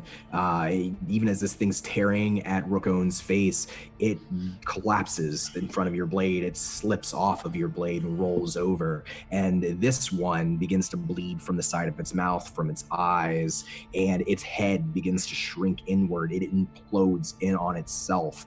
There's a little bit of flesh left over, like a puddle afterwards. And eventually that flesh, mere seconds later, begins to dissolve to ash. All right, Bull, let's finish this, shall we? That's the end of your turn? Mm-hmm. Sir Riordan, it's your turn. Big boy's stunned, right? He is stunned. That means advantage. Yeah. He's going to turn... He's going to turn and just pull Absolution up, and with everything he's got, and I just need some rolls. 24. A 24 is a hit. Okay, for 14. And he's going to pump his last... let's see. I'm going to pump my last superiority die into this, Don, and it's going to be a goading attack. You got it. So even if this thing comes back online, I want it coming at me. So that's a DC 15. I think it's wisdom. Yeah. Yeah, it rolls an 11. And that's 2 more damage to it. So 16 total for that. And second attack. Come on, Absolution. Yes!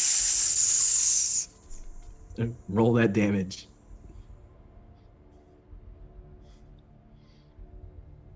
25, 23, or whatever. Describe these 2 attacks. He brings it, the first one he brings down knowing it's stunned, and cuts through the sternum, trying to weaken muscle, trying to rip off breastplate or any type of armor, knowing that when it awakens, it's going to be helpful if he can do so. So he cuts through, and as part of the goading attack, he gets right in the thing's face with the teeth, looks at it and says, Only me, beast. And he pulls it back out and goes for the neck. It does turn towards you, still stunned, but it's starting to shift and stumble towards you, but your second attack does not leave it room for any retort. You take its head clean off of its shoulders, and unlike Sir Gerhard, it doesn't take you 2 cleaves. It takes you 1. Bone snaps beneath your blade. Its large body rolls down. Its knees roll in a circle, fall to the ground with a thud, and then it explodes upward in a mess of viscera and internal organs. You are covered in the thing. He will turn and just dust off his...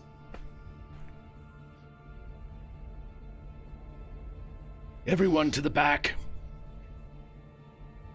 And he's going to turn and defend as a rear guard, hoping that everybody can move backwards into the tavern, because this place is compromised. Nevem will post up alongside him in on guard position. It's an excellent sword you have there. Green flame.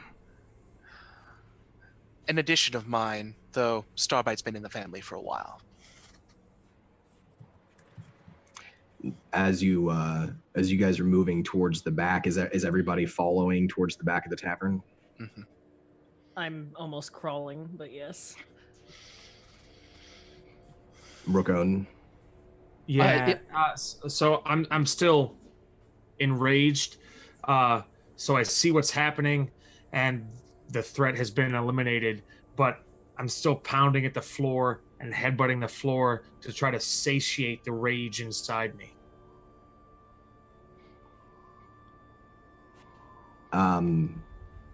Albin Shortlock Hammerfist, with a thunk, thunk, thunk of his wooden cane, comes up and he kneels down in front of you. He's weak. His hands are shaking. His face is bloody.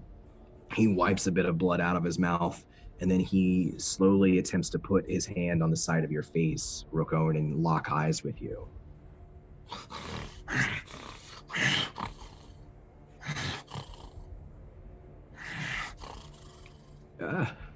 It's all right, Rookon. It's all right. You're going to make it through this. And he softens and kind of sits back on his haunches and kind of gestures for him to move first with like the side of his hand. Albin pats your shoulder with one of his hands and uses your shoulder to help him stand up, leaning onto the walking stick, and he kind of gives you a smile and a wink, and he says, "The gods have big things planned for you, Rookon." But all I hear is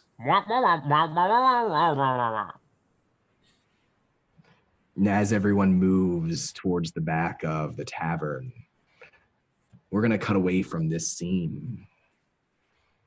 The black moon Nutari shines with the other moons, Solinari and Lunatari, down from above. And we are in front of Solinari's hospital. Avrin, what has this trip through the shantytown been like for you after feeding, after taking in all of this information? Avrin, she is still riding that high of feeding.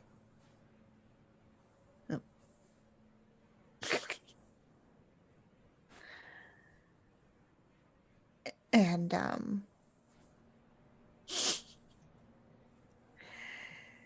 she is just keeping an eye on Hawthorne. Again, she doesn't trust many people. When she does trust, she trusts hard. And she's just trusting Hawthorne to take her where she needs Roll, to go. roll me an insight check at disadvantage. Yep. Mhm.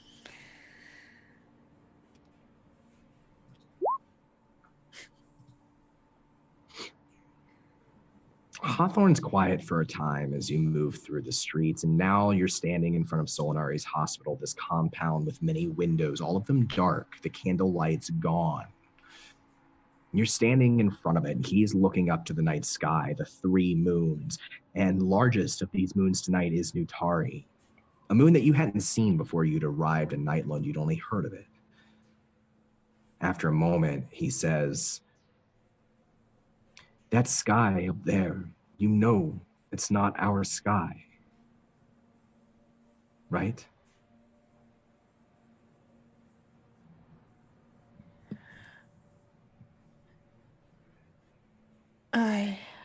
Well, it's a version of our sky, if I remember all that correctly. It's not our sky, Avren. And these, they aren't our rooftops. But we can get back there. We can go back to Istar.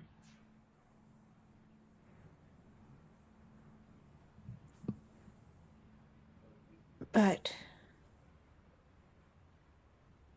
doesn't Ishtar fall? Not if we don't let it. We could stop it. She definitely pauses at that. That's what Father said.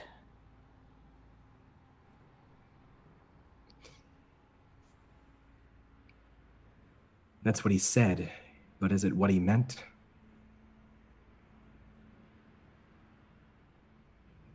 I think it was the only time that he's ever been straightforward and truthful with me.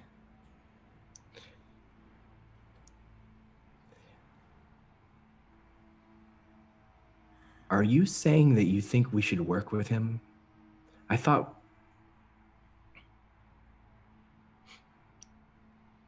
No. Are you working for him right now? No. Not working for him. When we go back, we don't take him with us. Our lives will be better for it. Just our family, that's it.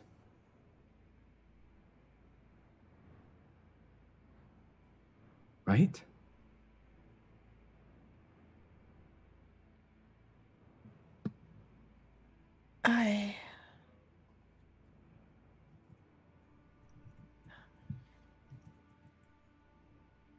And merely and my friends. If we can convince them, I'm hoping you'll help me with that.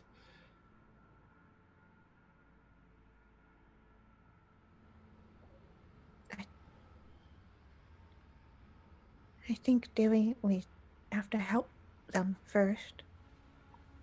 I said I'd help them. We will. They might not know that's what we're doing, but we'll do it. And none of this is real. Whatever we do here, it doesn't matter. So you and me, we have to do whatever it takes, Avren, to get home, to get to our rooftop.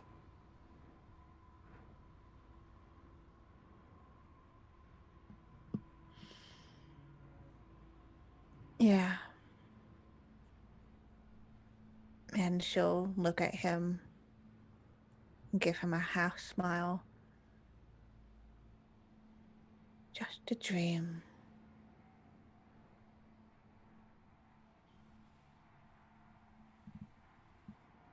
I love you. You can do this.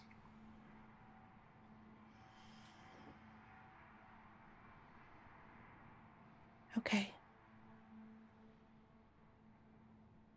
He smiles at you. Roll me a perception check. I'm gonna use inspiration here.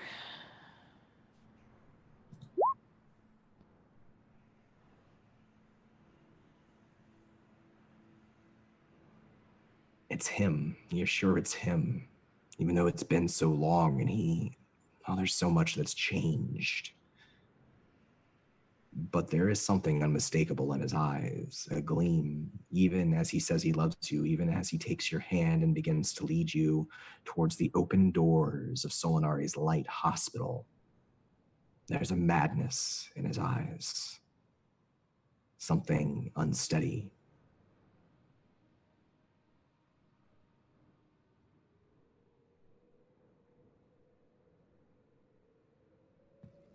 And she notices it. But she doesn't say anything. Love is blind after all. And when you find out one person you think you can trust, put it all into it. You move together into the hospital, into the dark. You enter to the sound of screams, some close, some far away, dying patients. The sounds of meat being eaten. You see the rustling of white curtains, now bloody. He squeezes your hand a little harder. But that is where we're going to end our story for tonight.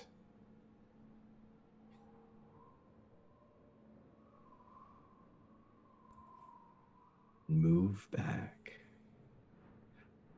Hello, friends. This was a lot of fun. I had so much fun tonight. This was really like the first half of a two-parter of our season finale. And I'll say now, before we start going around and letting everybody talk about how they're doing, how they're feeling, where we can find them online, that we will be back in 2 weeks because I do have a vacation, which I'm really looking forward to next week. Cool. Back in 2 weeks for the finale, where Matt will be joining us again with Navem, and we are going to get down to the bottom of some things. But yeah, man, I had a blast today. I had so much fun with both sides, the action scenes and then the offering scenes. That was a great time for me. But let's go around. I will start with our resident Minotaur, who's really kicked some ass tonight. Rocco, and how are you doing? I'm doing awesome, dude. First off, thanks, chat. If it weren't for Honoria and chat, I would be potentially a Twilight vampire. Thank you guys so much for that. That helped out immensely. Yeah, dude, tonight kicked ass. This was gripping. Yeah, super exciting. Don, dude, excellent. You're at the top of your game. This shit is so fucking dope. You don't hear it enough. Excellent work. Man, to all the YouTubers out there, thank you guys so much for watching our VODs on YouTube and Twitch. Greatly appreciate it. Even though you're not in chat with us, you're here in spirit. We can feel it. Man, what a great night tonight. This was fucking dope. Thank you guys so much. Thanks, man. Yeah, I really enjoyed tonight too, and chat was awesome, you guys. Thank you so much for being so engaged and supportive and protective of our characters. I actually if I hadn't glanced to the right, Alvin Shortlock Hammerfist would have been dead, and I saw that just in time. You would have ripped chatting too. I would have read, yeah, that's like my one. I don't want, he's my favorite NPC to play. So yeah, guys, thank you so much. And to echo what Bill said, YouTube folks, if you can make it in on a Wednesday night at 8 p.m. Eastern Standard, we're twitch.tv/Tales from the Grim. The link's down below. Check us out. We would love to see you in chat, and just say you came from YouTube. You saw us on the VODs, and our chat here is awesome. They'd love to have you, I'm sure. But let's move on to Honoria and Tia. How are you doing? I am great as always. Wednesday is my favorite day of the week. I love this campaign more than I can express. Rookone, his beast play was fabulous. It is so unbelievably hard to play characters with intelligence lower than 4, because at least 4 can understand the commands of a dog, but a 1, as Obo said last week, the only creature that we were able to find was a crab has the Giant crab. giant crab has the intelligence of 1. So I love you, buddy. Averin's story breaking my heart, but I'm all for vampires as a person. Reardon, dumb fucking knight. I hate you so much. Run north, go. Just wait until I save this family. It'll be fine, asshole. They were fine. And it was so wonderful to hear someone else speaking the language of magic. As soon as you said Korak, I was like, that means fire and magic. The moment you started doing it in this game, I knew I had to be here because this is the right place. It's Dragonlance was the first books I read in the world of D&D, and the spidery language of magic enthralls me. Many of the books of Soulforge and Raceland, learning how to speak magic, I always thought was very interesting, because in D&D 5 now, on page 202, it says that all spells are done in the language of whatever the caster learns, which I'm not really fond of personally, because I don't understand how then you could make an arcana for a language that you don't understand, besides maybe the somatic and material. But I'm also just a tiny bit obsessed with wizards, and there's no wrong way to play D&D. Hi, Twitch.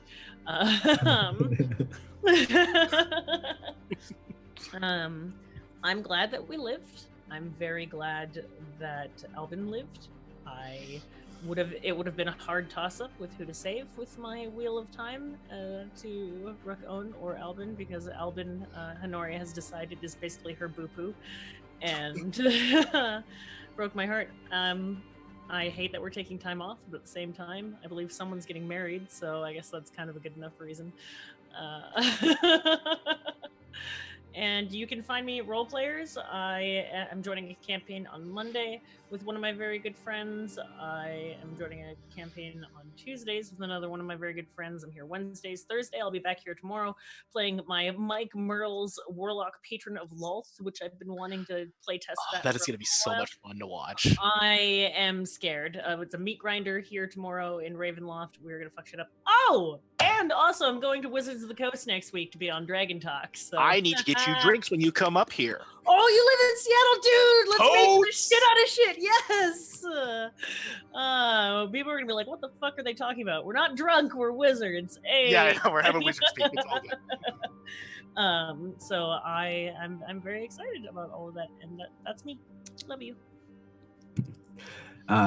Awesome. That's so much news, Tia. That's awesome. I'm really excited for you. And let's go ahead and go over, before we go to Greg and to Matt, let's meet Kiana and check in with her. You're kind of off on your own today, doing your own thing. How are you doing? Off on my own, doing terrible decisions. Good song. I feel like that's just my general brand. Bad decisions, crying at smooches. That's all you need to know about my brand of role playing. Yeah, it's really interesting because out of character, I'm like, Averin, you're such a dumbass. Why are you doing this? But you gotta do what the character does, and she's very much in she's been in abusive relationships her entire life, so she doesn't really know the warning signs for things. And I'm really, really hoping that either Hawthorne ends up not being fucked up, or her friends come and help her. So we'll see. Yeah, team bad life choices. That's what it is. But yeah, we're gonna have to figure out what's gonna happen in the season finale. Will she get fucked up like last season finale? The chances are pretty high. Let's be real. But until then, you guys can find me over on Twitter at KennaS. Best way to figure out what I'm doing. Because I'm over the internet playing role-playing games every day of the week. But I'm part of the team here over on Tales from the Grim. Couple things. I am on here on Mondays for Wild Blue Yonder, our Lady Blackbird campaign, which is, again, more bad life decisions, smooches, and crying. So definitely check us out over there. And also tomorrow is Monthly Madness. It's our awesome stream, which I'll let Greg and Don talk about a little bit more. But I'm doing a total 180 from my vampire situation here, and I'm doing a Shatterkai Grave Cleric, which is basically fuck you undead build. So come and watch me, hopefully kick some ass and not die. We're all gonna die. I've waited. Just I not haven't dying. decided. I haven't decided what any of the monsters are going to be. I wanted to let you guys pick your classes and stuff first. I'm going to do that. Choose your weapon. Fuck you. You motherfucker. Oh man. Well, I'll talk about that here in a second. But first, Matt, welcome to the show. Love Navem. He was badass tonight. I'm really looking forward to seeing part 2 with this crew here in a couple of weeks here. But how are you doing? How'd you enjoy tonight? That was amazing. It was pretty almost everything I had hoped for it to be. Everybody was so great, and the role playing was just on point. And we fucked up a bunch of vampires. So how is that not a bad night? So I am just ecstatic that everybody is here playing this game. Dragonlance has been a love of mine for such a long time, and getting a chance to explore and play in that world with such a fantastic group is like a dream. So thank you all so much.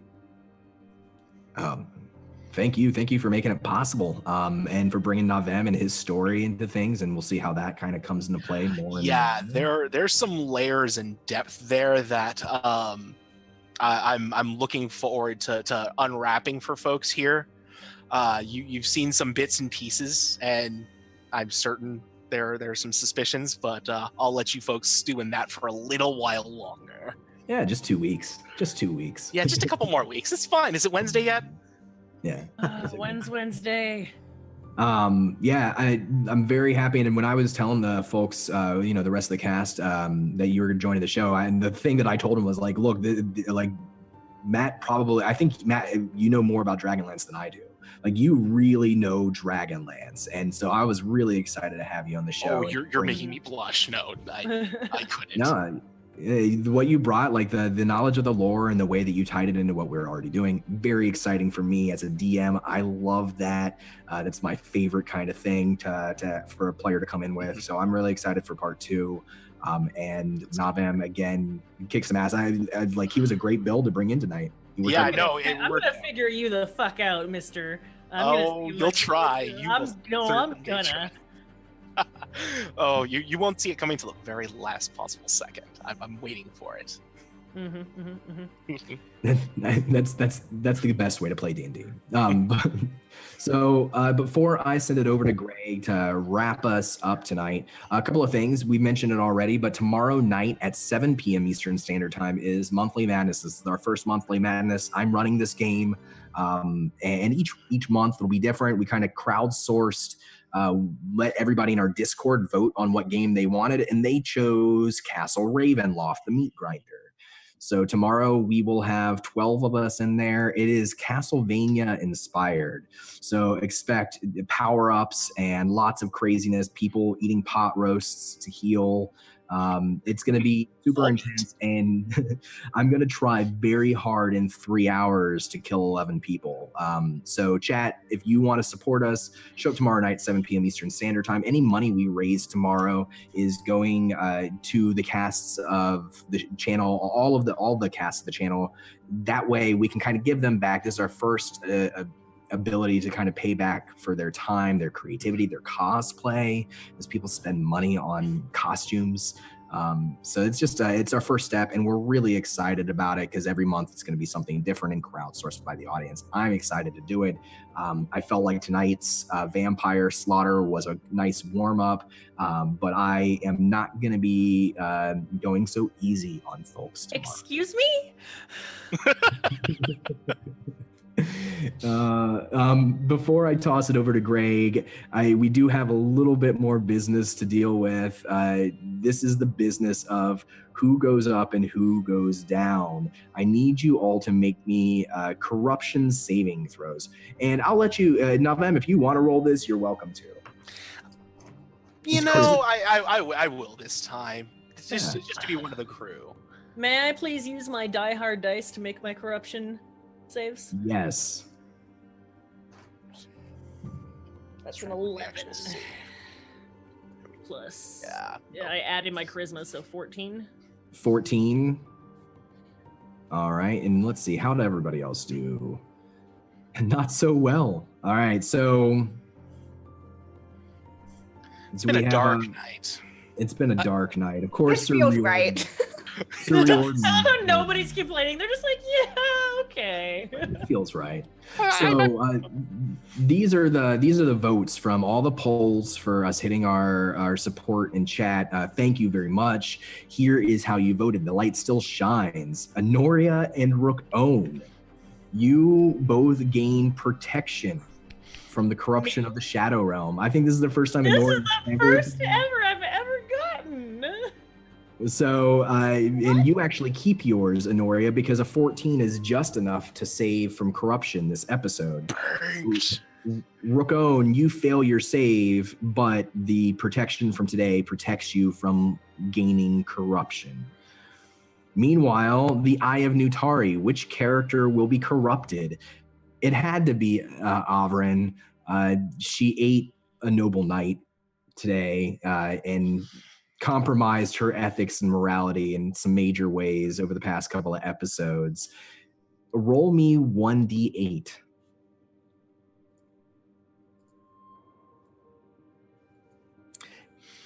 How much corruption does that put you at 10? No, she was at 0.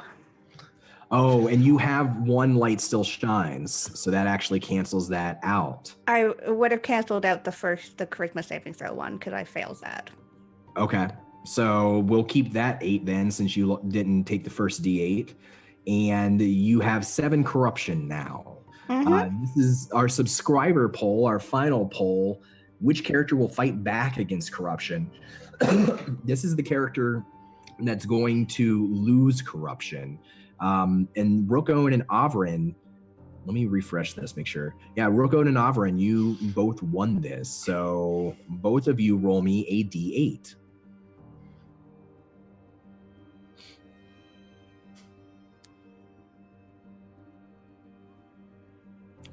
Rookone, did you have any corruption? You didn't, right? Nope. Okay. Well, if you did, you would have gained some back. Rookone's actually become more pure since this show began. Good bull boy. Do you think I'd be able to take that 6 and add it to my intelligence? Oh, no. Oh, no. You need a long rest for that. I'm sure you'll have a long rest between seasons. All right, finally, at last, the only person to fail and gain besides Avrin is Navem. Navem, roll 1d8. Let's see if he becomes more corrupted by the end of his 2 episodes. 5, he's halfway there. Join me on the dark side, brother. Implying I'm not already partway there. Well, yeah, you're halfway towards being more there. Why? What's your alignment? You don't have to answer her. Don't answer I know. Oh, I'm some flavor of evil. Don't you worry.